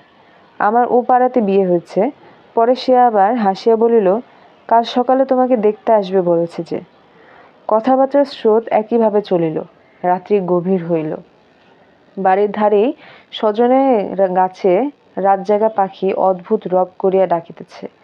হরিহরের মনে হইল, বাংলার এই নিভৃত পল্লী প্রান্তের বাঁশবনের ছায়ায় একখানি স্নেহ ব্যগ্র গৃহকোণ যখন তাহার আগমনের আশায় মাসের পর মাস, বছরের পর বছর অভ্যর্থনা শয্যা সাজাইয়া প্রতীক্ষা করিয়াছে, কিসের সন্ধানেই সে তখন পশ্চিমের অনুরোধ্য অপরিচিত মরু পাহাড়ের ফাঁকে গৃহহীন নিরাশ্রয়ের ন্যায় ঘুরিয়া মরিতেছিল যে। রাত জাগা পাখিটা একঘেয়ে ডাকিতেছিল, বাহিরের জ্যোৎস্না ক্রমে ক্রমে ম্লান হইয়া আসিতেছে। এক হিসেবে এই রাত্রি তাহার কাছে বড় রহস্যময় ঠেকিতেছিল। সম্মুখে তাহাদের নবজীবনের যে পথ বিস্তীর্ণ ভবিষ্যতে চলিয়া গিয়াছে, আজ রাত্রি হইতে তাহারই শুরু। কে জানে সে জীবন কেমন হইবে, কে জানে জীবন লক্ষ্মী কোন সাজ সাজাইয়া রাখিয়াছে তাহাদের সে অনিশ্চয় ভবিষ্যতের পথের রূপে। দুজনের মনে বোধ হয় অনেকটা অস্পষ্ট রূপে একই ভাব জাগিতেছিল। দুজনে চুপ করিয়া জানালার বাহিরের ফাঁকে জ্যোৎস্না রাতের দিকে চাহিয়া রহিল। অতঃপর কতদিন কাটিয়া গিয়াছে, তখন কোথায় ছিল? ইন্দির ঠাকুরন ফিরিয়া আসিয়াছিল ৬-৭ মাইল। সর্বজয়া কিন্তু ইহার মধ্যেই একদিন বুড়ির সঙ্গে ভালো করিয়া কথা কহে নাই। আজকাল তারও মনে হয় বুড়ির ডাইনি ৭ কুলখাখানির সাথে মেয়েটির যেন তাহার চেয়েও ভালোবাসে। হিংসা তো হয়ই, রাগও হয়। পেটের মেয়েকে পর করিয়া দিতেছে। দুবেলা কথায় কথায় বুড়িকে সময় থাকিতে পথ দেখিবার উপদেশ ইঙ্গিতে জানাইয়া দেয়। সে পথ কোন দিকে? জ্ঞান হইয়া অবধি আজ পর্যন্ত ৭০ বছরের মধ্যে বুড়ি তাহার সন্ধান পায় নাই। এতকাল পরে কোথায় তাহা মিলিবে ভাবিয়াই সে ঠাহর পায় না। বর্ষার শেষ দিকে বুড়ি অবশেষে এক যুক্তি ঠাউরাইল। ৬ ক্রোশ দূরে ভাণ্ডারহাটিতে তাহার জামাই বাড়ি। তাহার জামাই চন্দ্র মজুমদার বাঁচিয়া আছেন। জামাইয়ের অবস্থা বেশ ভালো, সম্পূর্ণ গৃহস্থ। অবশ্য মেয়ে মারা যাওয়ার পর সঙ্গে সঙ্গেই জামাইয়ের সঙ্গে সম্পর্ক উঠিয়া গিয়াছে। আজ ৩৫-৩৬ বছরের আগেকার কথা। তাহার পর আর কখনোই দেখাশোনা বা খোঁজখবরের লেনদেন হয় নাই। তবুও যদি সেখানে যাওয়া যায়, জামাই একটু আশ্রয় দিতে কি গররাজি হইবেন? সন্ধ্যার পূর্বে ভাণ্ডারহাটি গ্রামে ঢুকিয়া একখানা বড় চণ্ডী মণ্ডপের সম্মুখে গাড়োয়ান গাড়ি দাঁড় করাইল। গাড়োয়ানের ডাকহাকে একজন ২৪-২৫ বয়সের যুবক আসিয়া বলিল, কোথাকার গাড়ি? তাহারা পেছনে পেছনে একজন বৃদ্ধ বাড়ির ভেতর হইতে জিজ্ঞাসা করিতে করিতে বাহির হইলেন। কে রাধু? জিজ্ঞেস করো কোথা থেকে এসেছেন। বুড়ি চিনিল, কিন্তু অবাক হইয়া রহিল। এই সে তাহার জামাই চন্দর। ৪০ বছর পূর্বে সে সবল দোহারা গরম সুচেহারা ছেলেটির সঙ্গে এই পক্ককেশ প্রবীণ ব্যক্তির মনে মনে তুলনা করিয়া সে যেন হাঁপাইয়া উঠিল। পরক্ষণেই কেমন এক বিভিন্ন ভাবের সংমিশ্রণ উৎপন্ন, না হাসি না দুঃখ, গেছর মনের ভাবে সে বিহ্বলের মতো ডাক ছাড়িয়া কাঁদিয়া উঠিল। অনেকদিন পরে মেয়ের নাম ধরিয়া কাঁদিল। বিস্ময় বিমূঢ় চন্দ্র মজুমদার প্রথমটা আকাশ পাতাল হাতড়াইতেছিলেন। পরে ব্যাপারটা বুঝিলেন ও আসিয়া শাশুড়ির পায়ের ধুলা লইয়া প্রণাম করিলেন। একটু সামলাইয়া বুড়ি মাথার কাপড় তুলিয়া দিয়া ভাঙা গলায় বলিল, তোমার কাছে এসেছি বাবাজি এতদিন পরে, একটুখানি আশ্রয়ের জন্যে। আর কেডা কতে নির্বাক বাঁচব? কেউ নাই আর ত্রিভুবনে। এই বয়সে দুটো ভাত কাপড়ের জন্যে। মজুমদার মহাশয় বড়লোকের গাড়ির দ্রব্যাদি নামাইতে লাগিলেন ও ছেলের সঙ্গে শাশুড়ির বাড়ি পাঠাইয়া দিলেন। দ্বিতীয় পক্ষের বিধবা মেয়ে ও বড় পুত্রবধূ সংসারের গৃহিণী। আরও 3টি পুত্রবধূ আছে, নাতি নাতনিও 3-4টি। তালগাছের গুড়ে খুঁটি ও আড়া বাঁধা প্রকাণ্ড প্রকাণ্ড 2খানা দেওয়া উঁচু 8চালা ঘর, জিনিসপত্র। সিন্ধুক উত্তরণে বোঝাই পা ফেলিবার স্নানাভাব। মজুমদার মহাশয়ের বিধবা মেয়েটির নাম হৈমবতী। খুব ভালো মেয়ে। সে নিজের হাতে ফল কাটিয়া জল খাবার সাজাইয়া অত্যন্ত আপ্যায়িত করিয়া কাছে বসাইয়া খাওয়াইল। এ কথা ও কথা জিজ্ঞাসা করিতে লাগিল এবং বলিল, দিদিমা, আমায় কখনো দেখেননি না? কখনো তো এদিকে পায়ের ধুলো দেননি এর আগে। আখ কেটে দেব দিদিমা? দাঁত আছে? পাশের রান্নাঘরে ছেলেমেয়েরা সন্ধ্যাবেলা ভাত খাইতে বসিয়া হইচই করিতেছিল। একজন চেঁচাইয়া বলিতেছে, ও মা দেখো, অমি সব ডালটুকু আমার পাতে দিচ্ছে। পুত্রবধূ চেঁচাইতেছে, ওর কাছে খেতে বসিস না কেন? রোজ না বলছি আলাদা বসবি? এই অমি, বড্ড বার হয়েছে না? কিন্তু 10-12 দিন কাটিয়া গেল। বুড়ির সব কেমন নতুন নতুন ঠেকিতে লাগিল। কেমন স্বস্তি পাওয়া যায় না। নতুন ধরনের ঘরদোর, নতুন পথঘাট, নতুন ভাবে গৃহস্থালী। কেমন যেন মনে হয় এ ঠিক তাহার নিজের নয়, সব পর। প্রতিদিন সন্ধ্যার সময় মনে পড়িত নিরিবিলির দাওয়া আর খুকি খোকার মুখ। দিন কড়িক পরে বুড়ি যাইবার জন্য ছটফট করিতে লাগিল। এখানে আর মন টেকে না। কর্তার প্রথম পক্ষের শাশুড়ির এ আকস্মিক আবির্ভাব ও তাহার মতলব শুনিয়া বাড়ির বধূ প্রথম হইতেই সন্তুষ্ট ছিলেন না। অন্তর্ধানে খুশি ছাড়া অখুশি হইলেন না। চন্দ্র মজুমদারের ইচ্ছা কি ছিল ভগবান জানে, কিন্তু বড় ছেলে ও বড় বধূর ভয়ে কিছু বলিতে পারিলেন না। অনেকদিন পরে আবার নিজের ঘরের দাওয়ায় দুর্গাকে কাছে লইয়া, খোকাকে কাছে লইয়া বসিয়া জ্যোৎস্না ঝরা নারিকেল শাখার মৃদু কম্পন দেখিতে দেখিতে সুখে বুড়ির ঘুমের আমেজ আসে। খুকি প্রথমে ভারী অভিমান করিয়াছিল, কথা কহিবে না, কাছে আসিবে না। নানা কথায় সান্ত্বনা দিবার পর আজকাল ভাব হইয়াছে। বুড়ি ভাইজির মাথায় আদর করিয়া হাত বুলাইয়া বলে, বেশ লাল একজোড়া ঢেকি ঝুমকো হয়তো দিব্যি বানায় না। আজকাল কি উঠেছে, ওগুলাকে বলে কি ছাই? শীত আসিল। বুড়ি ও পাড়ার গাঙ্গুলি বাড়ি গিয়া বুড়া রামনাথ গাঙ্গুলি মহাশয়ের সঙ্গে বলিল, ও রাম, যার পড়ালো বড্ড আবার। তা গায়ে একখানা বস্ত্র এমন নেই যে সকাল সন্ধ্যে একটু মুড়িসুড়ি দিয়ে বসি। তা আমায় যদি একখানা। রাম গাঙ্গুলি বলিলেন, আচ্ছা দিদি, একদিন এসো। এ মাসটার আর হবে না, ও মাসে বরং দেখব। বহুদিন যাবৎ হাঁটাহাঁটি ঘোরাফেরার পরে একদিন কুষ্টিয়ার রাঙা ছিটের সুতি চাদর একখানা বাহির করিয়া হাতে দিয়া বলিলেন, এই নাও দিদি, ভারী গরম জিনিস, 9.5 আনা দাম। এর চেয়ে ভালো জিনিস আর নবাবগঞ্জে পাওয়া যায় না। বুধবার এনে রেখেছি, দেখো না খুলে। বুড়ির তখনও যেন বিশ্বাস হইতেছিল না। আহ্লাদে একগাল হাসিয়া সে সেখানা খুলিয়া গায়ে জড়াইয়া বলিল, দিব্যি, কেমন ওম, মোটাসোটা দিব্যি কাপড়। আহ দাদা, বেঁচে থাকো। কানাই বালাই বেঁচে থাকুক, অক্ষয় প্রণাম হোক। কাঙাল গরিবকে কেউ দেয় না। এই অন্নদার কাছে একখানা গায়ের কাপড় চাচ্ছি আজ 3 বছর থেকে। দেব দেব বলে তা দিলে না। শখটা মিটিয়ে নি, কটা দিনই আর বা। সর্বজয়কে আহ্লাদ করিয়া দেখাইতেই সে বলিল, দেখো ঠাকুরজি, এ বাড়ি থেকে যে তুমি সাধ্যের মেঘে বেড়াবে তা হবে না, স্পষ্ট বলে দিচ্ছি। ভিক্ষে মাগতে হয়, আলাদা বন্দোবস্ত করো। বুড়ি সে কথা হজম করিয়া লইল। এরপর অনেক কথাই তাহাকে দিনের মধ্যে 10 বার হজম করিতে হয়। সেকেলের ছড়াটা সে এখনো ভোলে নাই। লাথি ঝাঁটা পায়ের তল, ভাত পাথরটা বুকের বল। দুর্গা ভারী খুশি হইয়া বলে, ক পয়সা দাম পিতিমা? কেমন নাঙা না? আশ্বাসে সুরে পিতি বলে, আমি মরে গেলে তোকে দিয়ে যাব, তুই গায়ে দিস বড় হলে। নতুন চাদরে সোদা সোদা মারের গন্ধটা বুড়ির কাছে ভারী উপাদেয়, ভারী শৌখিন বলিয়া মনে হয়। সকালে 4খানা গায়ে জড়াইয়া ঝাড় দেবার সময় মাঝে মাঝে নিজের দিকে চাহিয়া দেখে। নিষ্প্রয়োজনে ঘাটের পথে দাঁড়াইয়া থাকে। পথ চলতি নিরীহ ঝি বউকে ডাকিয়া বলে, কে যায়? রাজের মা? এত বেলা যে? ভূমিকার বেশি দূর না করিয়া একটু হাসিয়া নিজের গায়ের দিকে চাহিয়া বলে, এই গায়ের কাপড়খানা এবার ও পাড়ার রামচাঁদ, 9.5 আনা দাম। দু একটা দুষ্টু মেয়ে বলে, উফ, ঠাকুমাকে রাঙা কাপড়ে যে মানিয়েছে, ঠাকুরমার বুঝি বিয়ে। ও পাড়ার দাসী ঠাকুরন আসিয়া হাসি মুখে বলিল, পয়সা দুটোর জন্য এসেছিলাম।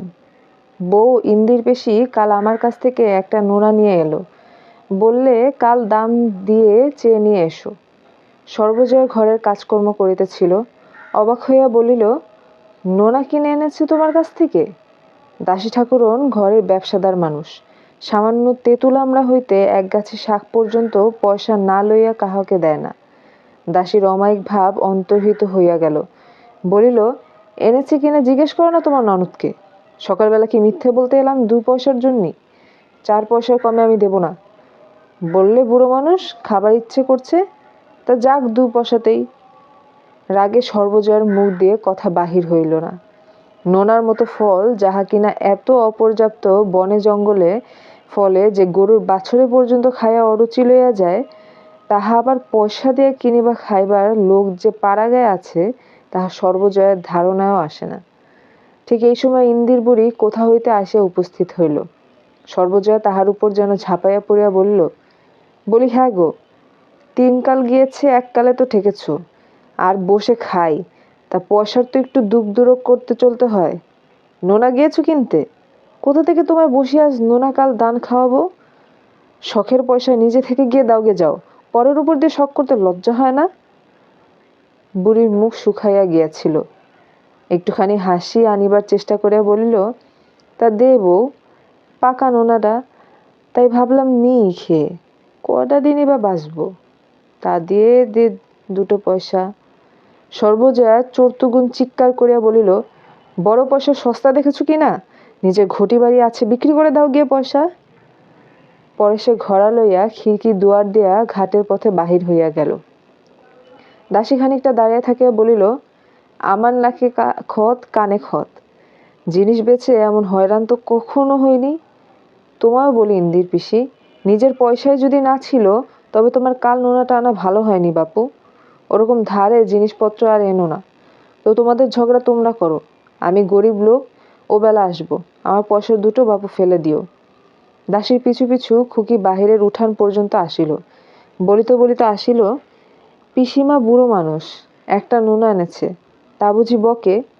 খেতে ইচ্ছে হয় না? হ্যাঁ দিদি পিসি, বেশ নোনা, তোমার 8খানা কাল দিয়েছে। তোমার বাড়ি বুঝি গাছ আছে পিসি? পরে সে ডাকে কহিল, শোনো না দাসী পিসি, আমি একটা পয়সা দেব এখন, পুতুলের বাক্সে আছে। মা ঘরের চাবি নিয়ে ঘাটে গেলে এলে নুকিয়ে দেব এখন, মাকে বলো না পিসি। দুপুরে কিছু পূর্বে ইন্দির বুড়ি বাড়ি হইতে বাহির হইয়া যাইতেছে। বা হাতে ছোট একটা ময়লা কাপড়ের পুটুলি, ডান হাতে পিতলের চাদরের ঘড়িটি ঝুলানো, বগলে একটা পুরানো মাদুর, মাদুরের পাড় ছিঁড়িয়া কাটিগুলি ঝুলিতেছে। খুকি বলিল, ও পিসি, যাস নে। ও পিসি, কোথায় যাবি? পরে সে ছুটিয়া আসিয়া মাদুরের পিছনটা টানিয়া ধরিল। তুই চলে গেলে আমি কাঁদবো পিসি, ঠিক। সর্বজয়া ঘরের দাওয়া হইতে বলিল, তা যাবে যাও, গেরস্থের অকল্যাণ করে যাও কেন? ছেলেপিলে নিয়ে ঘর করি, এতকাল যার খেলে তার মঙ্গল তো দেখতে হয়। অনথ সময়ে চলে না গিয়ে খেয়ে এরপর তারপর গেরস্থের একটা অকল্যাণ বাঁধুক, এই তো তোমার ইচ্ছে। ওই রকম কুচুক করে মন না হলে কি আর এই দশা হয়? বুড়ি ফিরিল না। খুকি কাঁদিতে কাঁদিতে অনেক দূর পর্যন্ত সঙ্গে সঙ্গে গেল। বুড়ি গিয়া গ্রামের এ পাড়ার নবীন ঘোষালের বাড়ি উঠল। নবীন ঘোষালের বউ সব শুনিয়া গালে হাত দিয়া বলিল, ও মা, এমন কথা তো কখনো শুনিনি। হ্যাঁ গো বুড়ি, তা থাকো তুমি, এখানেই থাকো। মাস 2 সেখানে থাকার পর বুড়ি সেখান হইতে বাহির হইয়া 3 কড়ি ঘোষালের বাড়ি ও তথা হইতে পূর্ণ চক্রবর্তীর বাড়ি আশ্রয় লইল। প্রত্যেক বাড়িতেই প্রথম আপ্যায়নের হৃদ্যটুকু কিছুদিন পর উবিয়া যাওয়ার পরে বাড়ির লোকে নানা রকমের বিরক্ত প্রকাশ করিত, পরামর্শ দিত ঝগড়া মিটাইয়া ফেলিয়া বাড়ি ফিরিয়া যাইতে। বুড়ি আরও 2-1 বাড়ি ঘুরিল। সবসময় তাহার ভরসা ছিল বাড়ি হইতে আর কেহ না হয় অন্তত হরিহর ডাকিয়া পাঠাইবে। কিন্তু 3 মাস হইয়া গেল, কেহই আগ্রহ করিয়া ডাকিতে আসিল না, দুর্গাও আসে নাই। বুড়ি জানে ও পাড়া হইতে এ পাড়া অনেক দূরে, ছোট মেয়ে এত দূর আসিতে পারে না। সে আশায় আশায় ও পাড়ায় দু একবার গেলে খুকির সঙ্গে দেখা হইল না। 12 মাস লোকের বাড়ি আশ্রয় হয় না। পুরো পাড়ার চিনতে গয়লানির চালা ঘরখানি পড়িয়াছিল। 2 মাস পরে সকলে মিলিয়া সেই ঘরখানি বুড়ির জন্য ঠিক করিয়া দিল এবং ঠিক করিল পাড়া হইতে সকলে কিছু কিছু সাহায্য করিবে। ঘরখানা নিতান্ত ছোট, ছিটে বেড়ার দেয়াল, পাড়া হইতে দূরে একটা বাঁশবনের মধ্যে। লোকের মুখে শুনিত সর্বজয়া নাকি বলেছেন, তেজ দেখুক 5 জনে, এ বাড়ি আর না। আমার বাচ্চাদের মুখের দিকে যে তাকায়নি তাকে আর আমার দৌড়ে মাথা গালাতে হবে না, ভাগাড়ে গিয়ে মরুক গিয়ে। যাদের সাহায্য করিবার কথা ছিল তাহারা কেন সেদিন অত উৎসর্গের সঙ্গে জোগাইল? ক্রমে কিছু তাহাদের আগ্রহ কমিয়া গেল। বুড়ি ভাবে, কেন সেদিন অত রাগ করে চলে এলাম? বউ বারণ করলে খুকি কত কাঁদলে, হাত ধরে টানাটানি করলে। নিজের উপর অত্যন্ত দুঃখে চোখের জল 2 তোবড়ানো গাল ভাসাইয়া যায়। বলে, শেষকালটা এত দুঃখেরও ছিল অদৃশ্যে, আজ যদি মেয়েটা থাকতো। চৈত্র মাসের সংক্রান্তি, সারা দিন বড় রৌদ্রের তেজ ছিল। সন্ধ্যার সময় একটু একটু বাতাস বহিতেছে।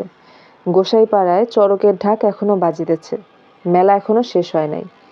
রৌদ্রে এ বাড়ি ও বাড়ি ঘুরিয়া ও দুর্ভাবনায় বুড়ির রোজ সন্ধ্যার পর একটু জ্বর হয়। সে মাদুর পাতিয়া দাওয়ায় চুপ করিয়া শুইয়া আছে। মাথার কাছে মাটির ভারে জল। পিতলের চাদরটা ঘটিটার মধ্যে 4 আনায় বাঁধা দিয়া চাল কেনা হইয়াছে। জ্বরে তৃষ্ণায় মাঝে মাঝে একটু একটু জল মাটির ভার হইতে খাইতেছে। পিসিমা! বুড়ি কাঁথা ফেলিয়া লাফাইয়া উঠিল। দাওয়ায় পৈঠায় খুকি উঠিতেছে। পেছনে তাহাদের পাড়ার বেহারি চক্কর্তির মেয়ে রাজি। খুকির পরনে ফর্সা কাপড়, আঁচলের প্রান্তে কি সব পোটলা পুটলি বাঁধা। বুড়ির মুখ দিয়ে কোনো কথাই বের হইল না। প্রবল আগ্রহে সে শীর্ণ হাত বাড়াইয়া তাহাকে জ্বর তপ্ত বুকে জড়াইয়া ধরিল। বলিস নে কাউকে পিসি, কেউ যেন টের না পায়। চড়ক দেখে সন্ধেবেলা চুপি চুপি এলাম। রাজিও এলো আমার সঙ্গে। চড়কের মেলা থেকে এই দেখ তোর জন্য কত সব এনেছি। খুকি পুটলি খুলল। মুরকি পিসিমা, তোর জন্য 2 পয়সার মুরকি আর 2টা কদমা আর খোকার জন্য একটা কাঠের পুতুল। বুড়ি ভালো করিয়া উঠিয়া বসিল। জিনিসগুলো নাড়িতে নাড়িতে বলিল, দেখি দেখি, ও আমার মানিক, কত জিনিস এনেছি দেখো, রাজরানী হও। গরিব পিসির উপর এত দয়া। দেখি খোকার কাঠের পুতুলটা, বাহ, দিব্যি পুতুল। কটা পয়সা নিলে? এক ঝোঁক কথাবার্তার পরে খুকি বলিল, পিসি, তোর গা যে বড্ড গরম। সমস্ত দিন ঢৌরে বেরিয়ে এরকমটা হয়েছে, তাই বলি একটু শুয়ে থাকি। ছেলে মানুষ হইল দুর্গা পিসিমার রৌদ্রে ঘুরিবার কারণ বুঝিল। দুঃখে ও অনাহারে শীর্ণ পিসিমার গায়ে সে সস্নেহে হাত বুলাইয়া বলিল, তুই অবশ্যই করে বাড়ি যাস। সন্ধেবেলা গল্প শুনতে পাইনে কিছু না, কাল যাবি, কেমন তো? বুড়ি আনন্দে উচ্ছ্বাসিত হইয়া উঠিল। বলিল, বউ বুঝি তোকে কিছু বলে দিয়েছে আজ? রাজি বলিল, খুড়িমা তো কিছু বলে দেয়নি পিসিমা, ওকে তো এখানে খুড়িমা আসতে দেয় না, আমরা বললে বকে। তবে তুমি যেও পিসিমা, তুমি একটুখানি বলো, তাহলে খুড়িমার কিছু বলবে না।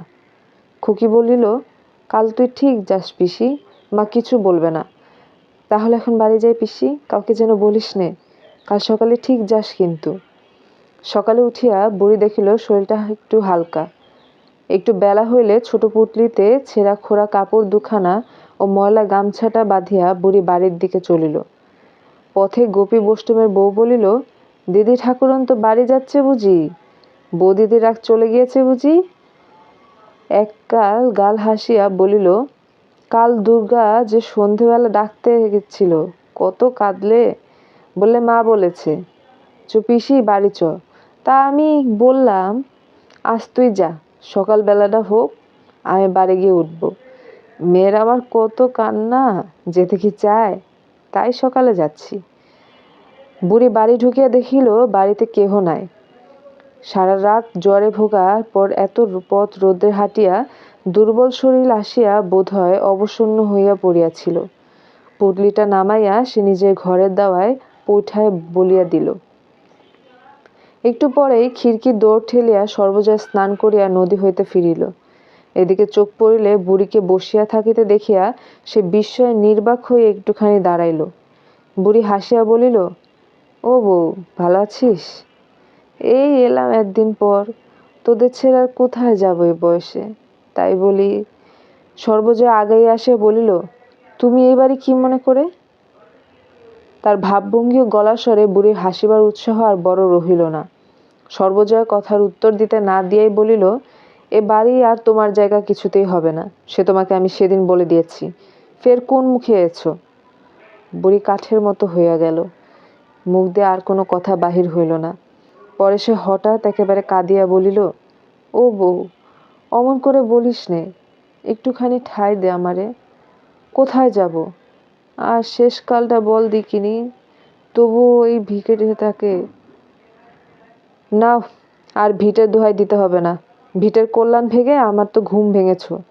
যাও, এখনই বিদায় হও, নইলে অনাথ বাঁধাবো। এরপর এরূপ দাঁড়াইবে বুড়ি বোধ হয় আদৌ প্রত্যাশা করে নাই। জলমগ্ন ব্যক্তি যেমন ডুবিয়া যাইবার সময় যাহা পায় তাহাই আঁকড়াইয়া ধরিতে চায়, বুড়ি সেইরূপ মুঠা আঁকড়াইয়া আশ্রয় খুঁজিতে লক্ষ্যহীনভাবে এদিক ওদিক চাহিল।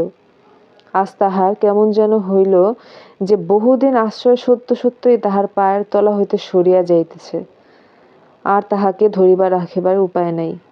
সর্বজয়া বলিল, যাও, আর বসে থেকো না ঠাকুরজি, বেলা হয়ে যাচ্ছে, আমার কাজকর্ম আছে, এখানে তোমার জায়গা কোনো রকমই দিতে পারবো না। বুড়ি পুটুলি লইয়া অতি কষ্টে আবার উঠিল। বাহির দরজার কাছে যাইতে তাহার নজর পড়িল, তাহার উঠান ঝাটের ঝাঁটা গাছটা পাঁচিলের কোণে ঠেস দেওয়ানো আছে। আজ ৩-৪ মাস তাহাতে কেউ হাত দেয় নাই।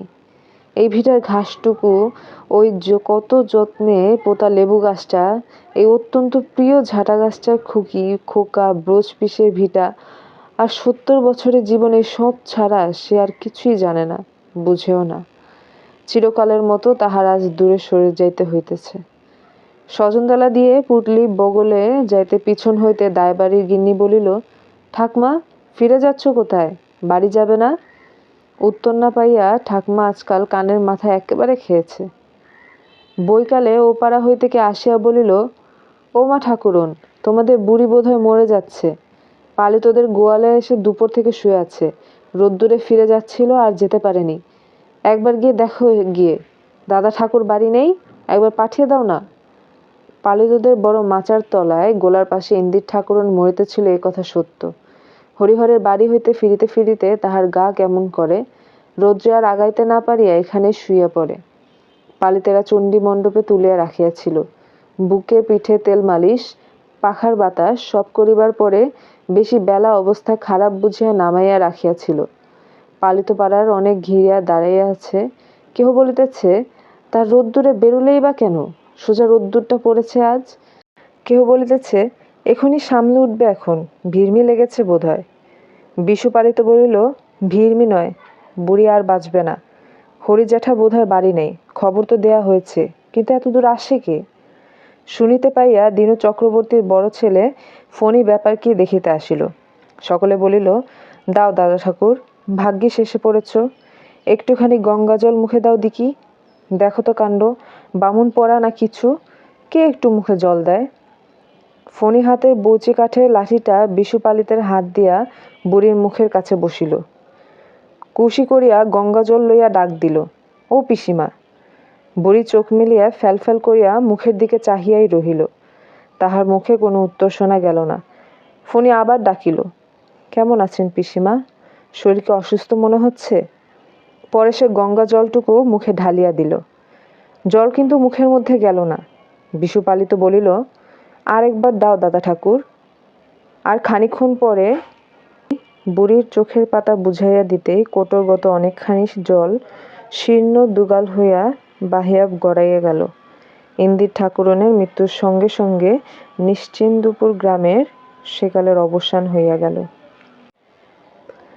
ইন্দির ঠাকুরনের মৃত্যুর পর ৪-৫ বৎসর কাটিয়া গিয়াছে। মাঘ মাসের শেষ, শীত বেশ আছে। দুই পাশে ঝোপে ঝোপে ঘেরা সরু মাটির পথ হইতে বাহিয়া নিশ্চিন্দপুর কয়েকজন লোক সরস্বতী পূজার বৈকালে গ্রামের বাহিরের মাঠে নীলকণ্ঠ পাখি দেখিতে যাইতেছিল। দলের একজন বলিল, ওহে হরি, ভূষানো গোয়ালার দরুন কলা বাগানটা তোমরা কি ফের জমা দিয়েছ নাকি? যাহারা উদ্দেশ্য করিয়া বলা হইল তাহাকে দেখিলে 10 বছর পূর্বে সে হরিহর বলিয়া মনে হয় না। এখন মধ্যবয়সী পুরো দস্তুর সংসারী ছেলেমেয়েদের বাপ হরিহর খাজনা সাধিয়া গ্রামে ঘোরে। পৈতৃক আমলের শিশু সেবকের ঘরগুলি সন্ধান করিয়া বসিয়া গুরুগিরি চালায়। হাটে মাঠে জমির ঘর জমির সাথে ঝিঙ্গে পটলের দর দস্তুর করিয়া ঘোরে। তাহার সঙ্গে আগেকার সে অবাগতি মুক্তপ্রাণ ভবঘুরে যুবক হরিহরের কোনো মিল নাই। ক্রমে ক্রমে পশ্চিমে সে জীবন অনেক দূরের হইয়া গিয়াছে। সেই চূর্ণার দুর্গের চওড়া প্রাচীর বসিয়া বসিয়া দূর পাহাড়ে সূর্যাস্ত দেখা, কেদারের পথে তেজপাতার বনে রাত কাটানো, শাহ কাশেমের সুলেমানের দরগার বাগান হইতে টক কমলালেবু ছিঁড়িয়া খাওয়া, গলিত রৌপ্যধারার মতো স্বচ্ছ উজ্জ্বল হিমশীতল স্বর্গনদী অলকানন্দা, দশা সমেত ঘাটের জলের ধারে রানা একটু একটু মনে পড়ে, যেন অনেক দিন আগেকার দেখা স্বপ্ন। হরিহর সায়সূচক কিছু বলিতে গিয়া পিছন ফিরিয়া বলিল, ছেলেটা আবার কোথায় গেল? ও খোকা, খোকা। পথের বাঁকের আড়াল হইতে একটি 6-7 বছরের ফুটফুটে সুন্দর ছিপছিপে চেহারার ছেলে ছুটিয়া আসিয়া দলের নাগাল ধরিল। হরিহর বলিল, আবার পিছিয়ে পড়লে এরই মধ্যে? নাও এগিয়ে চলো। ছেলেটা বলিল, বনের মধ্যে কি গেল বাবা? বড় বড় কান। হরিহর প্রশ্নের দিকে কোনো মনোযোগ না দিয়া নবীন পালিতের সঙ্গে মৎস্য শিকারের পরামর্শ আঁটিতে লাগিল। হরিহরের ছেলে পুনরায় আগ্রহের সুরে বলিল, কি দৌড়ে গেল বাবা বনের মধ্যে? বড় বড় কান। হরিহর বলিল, কি জানি বাবা, তোমার কথার উত্তর দিতে আমি পারি নে। সেই বেরিয়ে অবধি শুরু করেছ, এটা কি ওটা কি, কি গেল বনের মধ্যে, তাকে আমি দেখেছি? না, এগিয়ে চলো দেখি। বালক বাবার কথার আগে আগে চলিল। নবীন পালিত বলিল, বরং আজ কাজ করো হরি, মাছ যদি ধরতে হয় তবে বর্ষার বিলে একদিন চলো যাওয়া যাক। পুবপাড়া নেপাল 12ই বাস দিচ্ছে, 1.5 মন 2 মন এরকম পড়ছে। 5 সেরেক নিচে মাছ নেই। শুনলাম একদিন শেষ রাত্রিরে নাকি বিলের একেবারে মধ্যিখানে আদো জলে শাসা করে ঠিক যেন বকনা বাছুরের ডাক, বুঝলে? সকলে একসঙ্গে আগাইয়া আসিয়া নবীন পালিতের মুখের দিকে চাহিয়া রহিল। অনেক কেনে পুরনো বিল, গহীন জল, দেখেছ তো? মধ্যিখানে জল যেন কালো শিউগোলা পদ্ম গাছের জঙ্গল। কেউ বলে রাঘব বোয়াল, কেউ বলে যক্ষী। যতক্ষণ ফর্সা না হলো ততক্ষণ তো মশায় নৌকায় ওপরে সকলে বসে ঠক ঠক করে কাঁদতে লাগলো। বেশ জমিয়ে আসিয়াছে। হঠাৎ হরিহরের ছেলেটি মহা উৎসাহে পাশের এক উলু খাকের ঝোপের দিকে আঙুল তুলিয়া চিৎকার করিতে করিতে ছুটিয়া গেল। ওই যাচ্ছে বাবা, দেখো বাবা, ওই বাবা, বড় বড় কান, ওই। তাহার বাবা পিছন হইতে ডাক দিয়া বলল, ওহো, কাটা কাটা পরে। তাড়াতাড়ি আসিয়া খপ করিয়া ছেলে হাতখানি ধরিয়া বলিল, আহ, বড্ড বিরক্ত করলে দেখছি তুমি। একবার বারণ করছি তা তুমি শুনবেই না, কিছুতেই শুনতে পাচ্ছ না। ওই জন্যই তো আনতে চাচ্ছিলাম না। বালক উৎসাহে ও আগ্রহে উজ্জ্বল মুখ উঁচু করিয়া বাবার দিকে তুলিয়া জিজ্ঞাসা করিল, ওই বাবা, কি এটা? হরিহর বলিল, কি তা? তাকে আমি দেখছি, শুকুর টুকুর হবে। নাও চলো, ঠিক রাস্তার মাঝখান দিয়ে হাঁটো।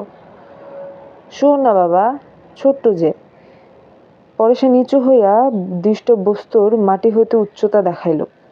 চল চল, হ্যাঁ, আমি বুঝতে পেরেছি, আর দেখাতে হবে না, চল দেখি। নবীন পালিত বলিল, ও হলো খরগোশ খোকা, খরগোশ। এখানে খড়ের ঝোপে খরগোশ থাকে তাই। বালক বর্ণ পরিচয়ে খয়ের খরগোশের ছবি দেখিয়াছে, কিন্তু তাহা যে জীবন্ত অবস্থায় এরকম লাফাইয়া পালায় বা তাহা আবার সাধারণ চক্ষুতে দেখিতে পাওয়া যায়, একথা সে কখনো ভাবে নাই। খরগোশ জীবন্ত একেবারে তোমার সামনে লাফাইয়া পালায়, ছবি না, কাচের পুতুল না, একেবারে কানখাড়া সত্যিকারের খরগোশ। এরকম ভাট গাছ, বৈচি গাছের ঝোপে জল মাটির তৈরি নশ্বর পৃথিবীতে এ ঘটনা কি করিয়া সম্ভব হইল, বালক তাহা কোনো মতেই ভাবিয়া ঠাহর করিতে পারিতেছিল না। সকালে বনে ঘেরা সরু পথ ছাড়াইয়া মাঠে পড়িল। নদীর ধারের বাবলা ও জিওল গাছের আড়ালে একটা বড় ইটের পাজার মতো জিনিস পড়ে। ওটা পুরোনো কালে নীলকুঠির জালঘরের ভগ্নাবশেষ। সেকালে নীলকুঠির আমলে নিশ্চিন্দপুর বেঙ্গল ইন্ডিগো কনসার্নের হেড খুঁটি ছিল। এ অঞ্চলের 14টা কুঠির উপর নিশ্চিন্দপুর কুঠির ম্যানেজার জন লারমাম দৌনদ্য প্রতাপে রাজত্ব করিত। এখন কুঠির ভাঙা, চৌবাচ্চা ঘর, জ্বালাঘর, সাহেবের কুঠি আপিস জলাঙ্গীকরণে ইটের স্তূপে পরিণত হয়েছে। যে প্রবল প্রতাপ লারমা সাহেব নামে একসময় অঞ্চলে বাঘে গরুতে এক ঘাটে জল খাইত, আজকাল দু একজন অতি বৃদ্ধ ছাড়া সে লোকের নাম পর্যন্ত কেউ জানে না। মাঠের ঝোপঝাপগুলোতে উলুখড়, বনকলমি, শোধাল ও কুলা গাছে ভরা। কলমিতলা সারা ঝোপগুলো মাথা বড় বড় সবুজ পাতা বিছাইয়া ঢাকিয়া দিয়েছে। ভিতরে স্নিগ্ধ ছায়া। ছোট গোয়ালে নাটাকাটা ও নীল বন অপরাজিতা ফুল সূর্যের আলোর দিকে মুখ উঁচু করিয়া ফুটিয়া আছে। পড়ন্ত বেলায় ছায়ার স্নিগ্ধ বনভূমির শ্যামলতা, পাখির ডাক, চারিধারে প্রকৃতির মুক্ত হাতে ছড়ানো ঐশ্বর্য রাজার মতো ভাণ্ডার বিলাইয়া দেয়। কোথাও এতটুকু দারিদ্র্যের আশ্রয় খুঁজিবার চেষ্টা নাই, মধ্যবিত্তের কার্পণ্য নাই। বেলা শেষের ইন্দ্রজালে মাঠ, নদী, বন মায়াময়। মাঠের মধ্যে বেড়াইতে বেড়াইতে নবীন পালিত মহাশয় একবার এই মাঠের উত্তর অংশের জমিতে শাক আলুর চাষ করিয়া কিরূপ লাভবান হইয়াছিলেন সে গল্প করিতে লাগিলেন। একজন বলিল, কুঠির ইটগুলো নাকি বিক্রি হবে শুনেছিলাম। নবাবগঞ্জের মতি দা নাকি দাঁড় কম্বর করছে। মতি দার কথায় যে ব্যক্তি সামান্য অবস্থা হইতে কিরূপে ধনবান হইয়াছে সে কথা আসিয়া পড়িল।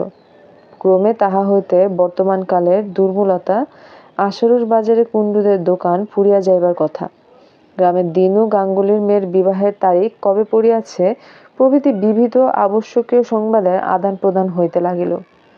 হরিহরের ছেলে বলিল, নীলকণ্ঠ পাখি কই বাবা? ওই দেখো এখন বাবলা গাছে, এক্ষুনি এসে বসবে। বালক মুখ উঁচু করিয়া নিকটবর্তী সমুদায় বাবলা গাছের মাথার দিকে চাহিয়া দেখিতে লাগিল। মাঠের ইতস্তত নিচু নিচু কুল গাছের অনেক কুল পাখিয়া আছে। বালক অবাক হইয়া লুম্ব দৃষ্টিতে সেদিকে চাহিয়া চাহিয়া দেখিল। কয়েকবার কুল পড়িয়া গিয়া বাবার বকুনিতে তাহাকে নিবৃত্ত হইতে হইল। এত ছোট গাছে কুল হয়? তাহাদের পাড়ায় যে কুলের গাছটা আছে তাহা খুব উঁচু বলিয়া ইচ্ছা থাকিলেও সে সুবিধা করিতে পারে না। ভারী আকুশিটা দুই হাতে আঁকড়াইয়া ধরিয়াও তুলিতে পারে না। কুপথ্যের জিনিস লুকায়া খাওয়া কষ্টসাধ্য হইয়া পড়ে, এসে টের পায়। খবর পাইয়া মা আসিয়া বাড়ি ধইরা লইয়া যায়। বলে, ও মা, আমার কি হবে? এমন দুষ্টু ছেলে হয়েছ তুমি। এই সেদিন উঠলে জ্বর থেকে আর অমনি কুলতলায় ঘুরে বেড়াচ্ছ।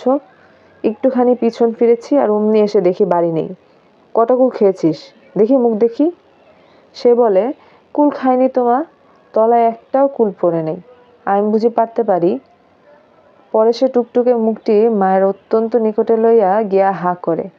তাহার মা ভালো করিয়া দেখিয়া পুত্রের ননির মতো গন্ধ বাহির হওয়া সুন্দর মুখে চুমা খাইয়া বলে, কক্ষনো খেও না যেন খোকা। তোমার শরীর সেরে উঠুক, আমি কুল কুড়িয়া আচার করে হাঁড়িতে তুলে রেখে দেব। তাই বসে জ্যৈষ্ঠী মাস খেও, লুকিয়ে লুকিয়ে কক্ষনো আর খেও না, কেমন তো? হরিহর বলিল, কুঠি কুঠি বলছিলে, ওই দেখো খোকা, সাহেবদের কুঠি, দেখছো? নদীর ধারের অনেকটা জায়গা জুড়িয়া সেকালের কুঠিটা প্রাগৈতিহাসিক যুগের অতিকায় হিংস্র জন্তুর কঙ্কালের মতো পড়িয়াছিল। গতিশীল কালের প্রতীক নির্জন শীতের অপরাহ্ন তার উপর অঙ্গে অল্প তাহার ধূসর উত্তরোচ্ছ বিশিষ্ট আস্তরণ বিস্তার করিল। কুঠির হাতার কিছু দূরে কঠিয়াল লামার সাহেবের এক শিশুপুত্রের সমাধি পরিত্যক্ত ও জলাকীর্ণ অবস্থায় পড়িয়াছে। বেঙ্গল ইন্ডিগো কনসার্নের বিশাল হেড কুঠির এইটুকু ছাড়া অন্য কোনো চিহ্ন আর অখণ্ড অবস্থায় মাটির উপর দাঁড়াইয়া নাই। নিকটে গেলে অনেক কালের কালো পাথকের ফলকে এখনো দেখা যায়, here lies Edwin Lerner, the only son of John and Mrs Lerner, born May 13, 1853, died April 27, 1860. অন্যান্য গাছপালার মধ্যে একটি বন্য সোদাল গাছ তাহার উপরে শাখাপত্রে ছায়া বিস্তার করিয়া বাড়িয়া উঠিয়াছে। চৈত্র বৈশাখ মাসে আড়াই বিকির মোহনা হইতে জোর হাওয়া তাহার শীত পুষ্প বস্তক সারা দিনরাত ধরিয়া বিস্তৃত বিদেশী শিশুর ভগ্ন সমাধির উপর রাশি রাশি পুষ্প ঝরাইয়া দেয়। সকলে ভুলিয়া গেলেও বনের গাছপালার শিশুটিকে এখনো ভোলে নাই। বালক অবাক হইয়া চারিদিকে চাহিয়া দেখিতেছে, তাহার 6 বছরের জীবনে এই প্রথম সে বাড়িটি হইতে এত দূরে আসিয়াছে। এতদিন ন্যাড়াদের বাড়ি, নিজেদের বাড়ি, সামনেটা বড়জোর রানুদিদের বাড়ি, ইহাই ছিল তাহার জগতের সীমা। কেবল এক একদিন তাহাদের পাড়ার ঘাটে মায়ের সঙ্গে স্নান করিতে আসিয়া সে স্নানের ঘাট হইতে আবছা দেখিতে পাওয়া কুঠির ভাঙা জ্বালা ঘরটার দিকে চাহিয়া দেখিত। আঙুল দিয়া দেখাইয়া বলিত, মা, ওদিকে কি সেই কুঠি? সে তাহার বাবার মুখের দিকে, দিদির মুখ আর পাড়ার কত মুখের লোকে কুঠির মাঠের কথা শুনিয়াছিল, কিন্তু আজ তাহার প্রথম সেখানে আসা। ওই মাঠের উপর ওদিকে বুঝি মায়ের মুখে সেই রূপকথার রাজ্য। শ্যাম লঙ্কার দেশে বেঙ্গমা বেঙ্গমির গাছের নিচে নির্বাসিত রাজপুত্র সেখানে তলোয়ার পাশে রাখিয়া শুইয়া রাত কাটায়। ও ধারে আর মানুষের বাস নাই। জগতের শেষ সীমাটাই এটা। ইহার পর হইতে অসম্ভবের দেশ, অজানার দেশ শুরু হইয়াছে। বাড়ি ফিরিবার পথে সে পথের ধারের একটু নিচু ঝোপ হইতে একটা উজ্জ্বল রঙের ফলের থেলো ছিঁড়িতে হাত বাড়াইল। তাহার বাবা বলিল, হা হা, হাত দিও না, আলকুশি আলকুশি, কি যে তুমি করো বাবা, বড্ড জ্বালালে দেখছি। আর কোনোদিন কোথাও নিয়ে বেরোচ্ছে না বলে দিলাম। এক্ষুনি হাত চুলকে ফোসকা হবে। পথের মাঝখান দিয়ে এত করে বলছি হাঁটতে, তো তুমি কিছুতেই শুনবে না। হাত চুলকবে কেন বাবা? হাত চুলকবে, বিষ বিষ। আলকুশিতে কে হাত দেয় বাবা? শুয়ো ফুটে রি রি করে জ্বলবে এখন, তখন তুমি চিৎকার শুরু করবে। গ্রামের মধ্য দিয়ে হরিহর ছেলেকে সঙ্গে করিয়া খিড়কির দৌড় দিয়া বাড়ি ঢুকিল। সর্বজয়া খিড়কির দৌড় খোলার শব্দে বাইরে বাড়িয়ে আসিল। এই এত রাত হলো, তা ওকে নিয়ে গিয়েছ না? একটা দোলাই গায়ে না কিছু। হরিহর বলিল, আহ, নিয়ে গিয়ে যা বিরক্তি, এদিকে যায় ওদিকে যায়, সামলে রাখতে পারিনে। আলকুশির ফল ধরে টানতে যায়। পরে ছেলের দিকে চাহিয়া বলিল, কুঠির মাঠ দেখব, কুঠির মাঠ দেখব। কেমন হল তো কুঠির মাঠ দেখা? সকালবেলা 8টা কি 9টা। হরিহরের পুত্র আপন মনে রোয়াকে বসিয়া খেলা করিতেছিল। তাহার একটা ছোট টিনের বাক্স আছে, সেটার ডালা ভাঙা। বাক্সের সমুদয় সম্পত্তি সে উপর করিয়া মেঝেতে ঢালিয়াছে। একটা রং ওঠা কাঠের ঘোড়া আর একটা 4 পয়সা দামের একটা টোল খাওয়া টিনের ভেপু বাসি, গোটা কতক করি। এগুলো সে মায়ের অজ্ঞাতসারে লক্ষ্মী পূজার করির চুপড়ি হইতে খুলিয়া লইয়াছিল ও পাছে কেউ টের না পায় এই ভয়ে সর্বদা লুকাইয়া রাখে। একটা 2 পয়সা দামের পিস্তল, কতগুলি শুকনো নাটা ফল। দেখিতে ভালো বলিয়া তাহার দিদি কোথা হইতে অনেকগুলি কুড়িয়া আনিয়াছিল। কিছু তাহাকে দিয়াছে, কিছু নিজের পুতুলের বাক্সে রাখিয়া দিয়াছে। খান কতক খাপড়ার কুচি। গঙ্গা যমুনা খেলিতে এই খাপড়াগুলির লক্ষ্য অব্যর্থ বলিয়া বিশ্বাস হওয়ায় সেগুলি সযত্নে বাক্সে রাখিয়া দিয়েছে। এগুলি তাহার মহামূল্যবান সম্পত্তি। এতগুলি জিনিসের মধ্যে সবে সে টিনের বাঁশিটা কয়েকবার বাজাইয়া সেটির সম্বন্ধে বিগত কৌতূহল হইয়া তাহাকে একপাশে রাখিয়া দিয়াছে। কাঠের ঘোড়া নাড়াচাড়া করা হইয়া গিয়াছে, সেটিও একপাশে পিঁজরালোপের আসামির ন্যায় পড়িয়া আছে। বর্তমানে সে গঙ্গা যমুনা খেলিবার খাপড়াগুলিকে হাতে লইয়া মনে মনে দাওয়ার উপর গঙ্গা যমুনার ঘর আঁকা কল্পনা করিয়া চোখ বুঝিয়া খাপড়া ছুঁড়িয়া দেখিতেছে তাক ঠিক হইতেছে কিনা। এমন সময় তাহার দিদি দুর্গা উঠানের কাঁঠালতলা হইতে ডাকিল, অপু, ও অপু।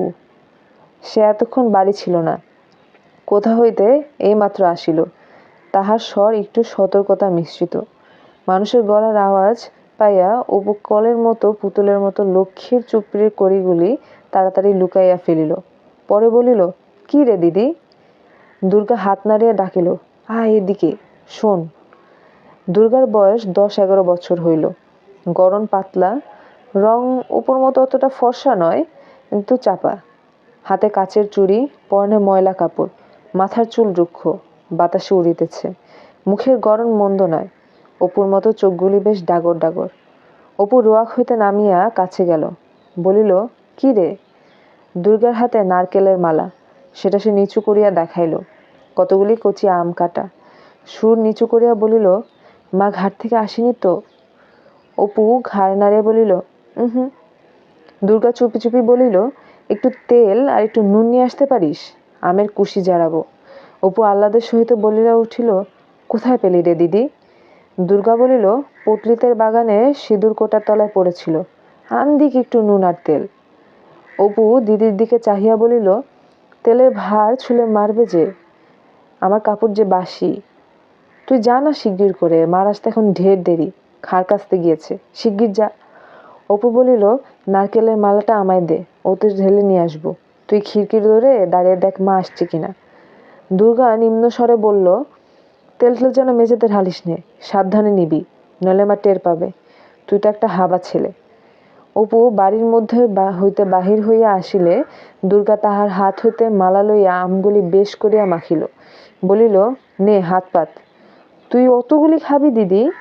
অতগুলি বুঝি হলো? এই তো ভারী বেশি। যা, আচ্ছা নে আর দুখানা। বাহ, দেখতে বেশ হয়েছে রে। একটা লঙ্কা আনতে পারিস? আর একখানা দেবো তাহলে। লঙ্কা কি করে পারবো দিদি? মা যে তক্তার উপর রেখে দেয়, আমি যে নাগাল পাইনে। তবে থাকবে যাক, আবার ওবেলা আনবো এখন। পটলিদের ডোবার ধারা আম গাছটায় গুটি যা ধরেছে, দুপুরবেলা রোদের তলায় ঝরে পড়ে। দুর্গাদের বাড়ির চারিদিকেই জঙ্গল। হরিহর রায়ের জ্ঞাতি ভ্রাতা নীলমণি রায় সম্প্রতি গত বছর মারা গিয়েছেন। তাহার স্ত্রী পুত্রকন্যা লইয়া নিজ পিত্রালয়ে বাস করিতেছেন। কাজেই পাশের ভিটা জলাবদ্ধতায় আবদ্ধ হইয়া গিয়াছে। নিকটে আর কোনো লোকের বাড়ি নাই।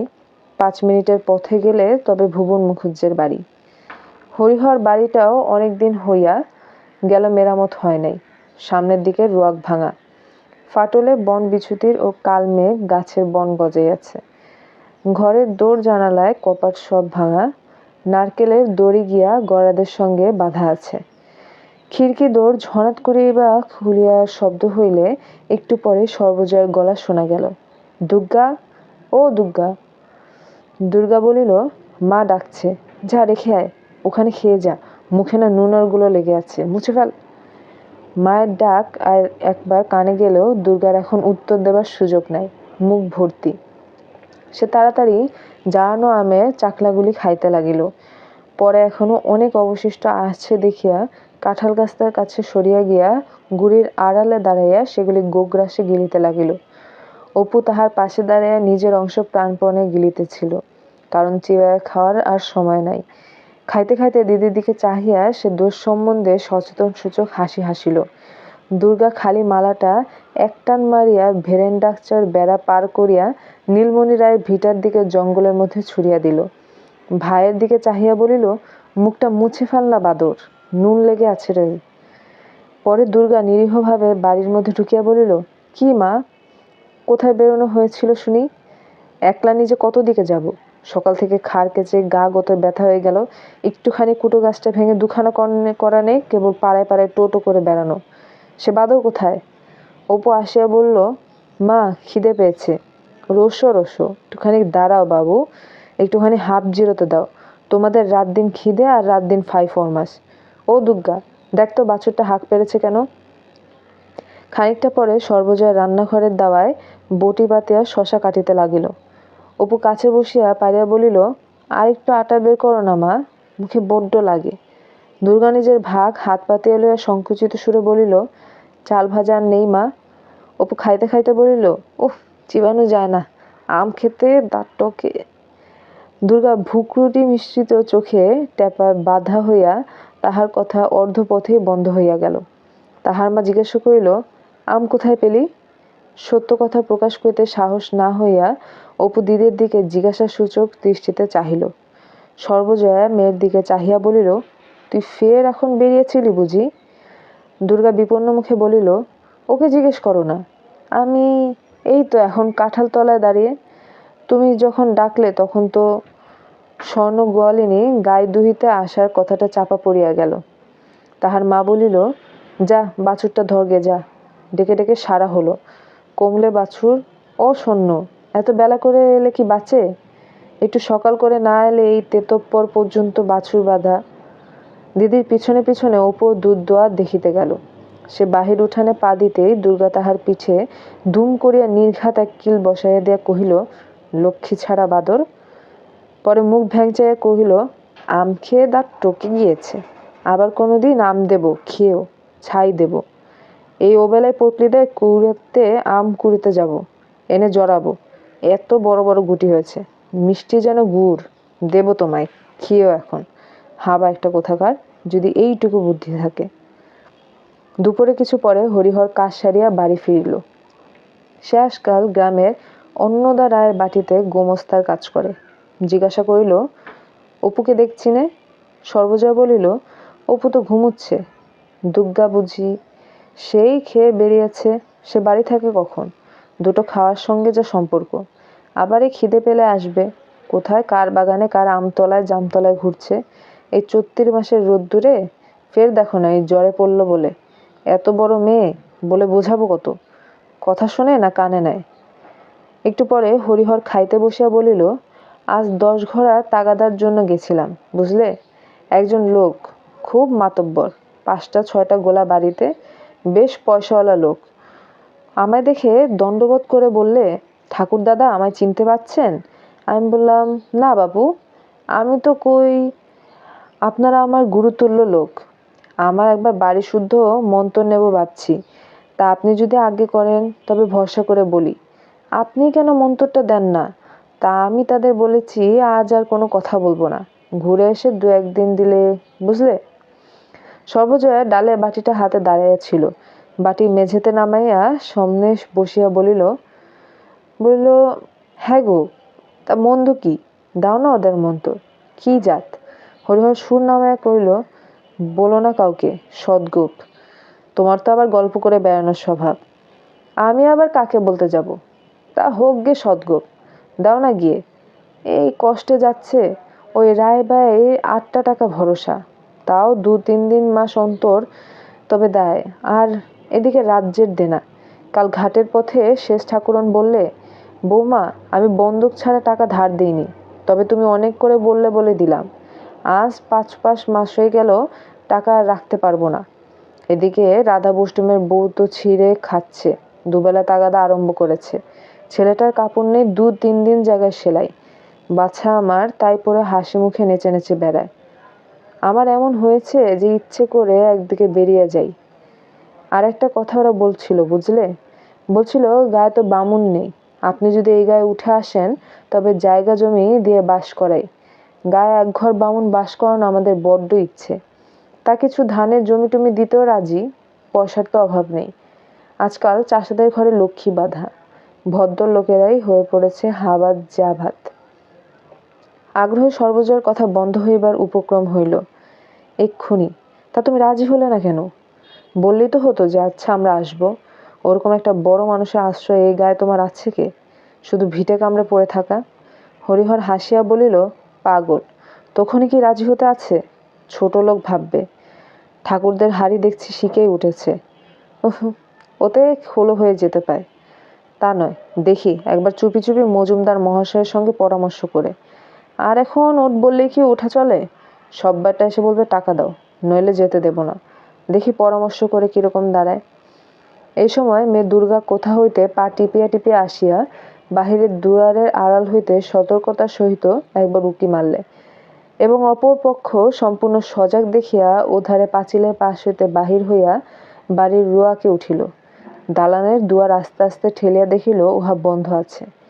এদিকে রুয়াকে দাঁড়ানো অসম্ভব, রৌদ্রের তাপে পা পুড়িয়া যায়। কাজে সে স্থান হইতে নামিয়া গিয়া উঠানের কাঁঠাল তলায় দাঁড়াইল। রৌদ্রে দাঁড়াইয়া তাহার মুখ রাঙা হইয়া উঠিয়াছে। আঁচলের খুঁটে কি কতগুলো যত্ন করিয়া বাঁধা। সে আসিয়াছিল এই জন্য যে যদি বাহিরের দুয়ার খোলা পায় এবং মা ঘুমাইয়া থাকে তবে ঘরের মধ্যে চুপি চুপি ঢুকিয়া একটু শুইয়া লইবে। কিন্তু বাবার, বিশেষত মার সামনে সম্মুখ দুয়ার দিয়া বাড়িতে ঢুকিতে তাহার সাহস হইল না।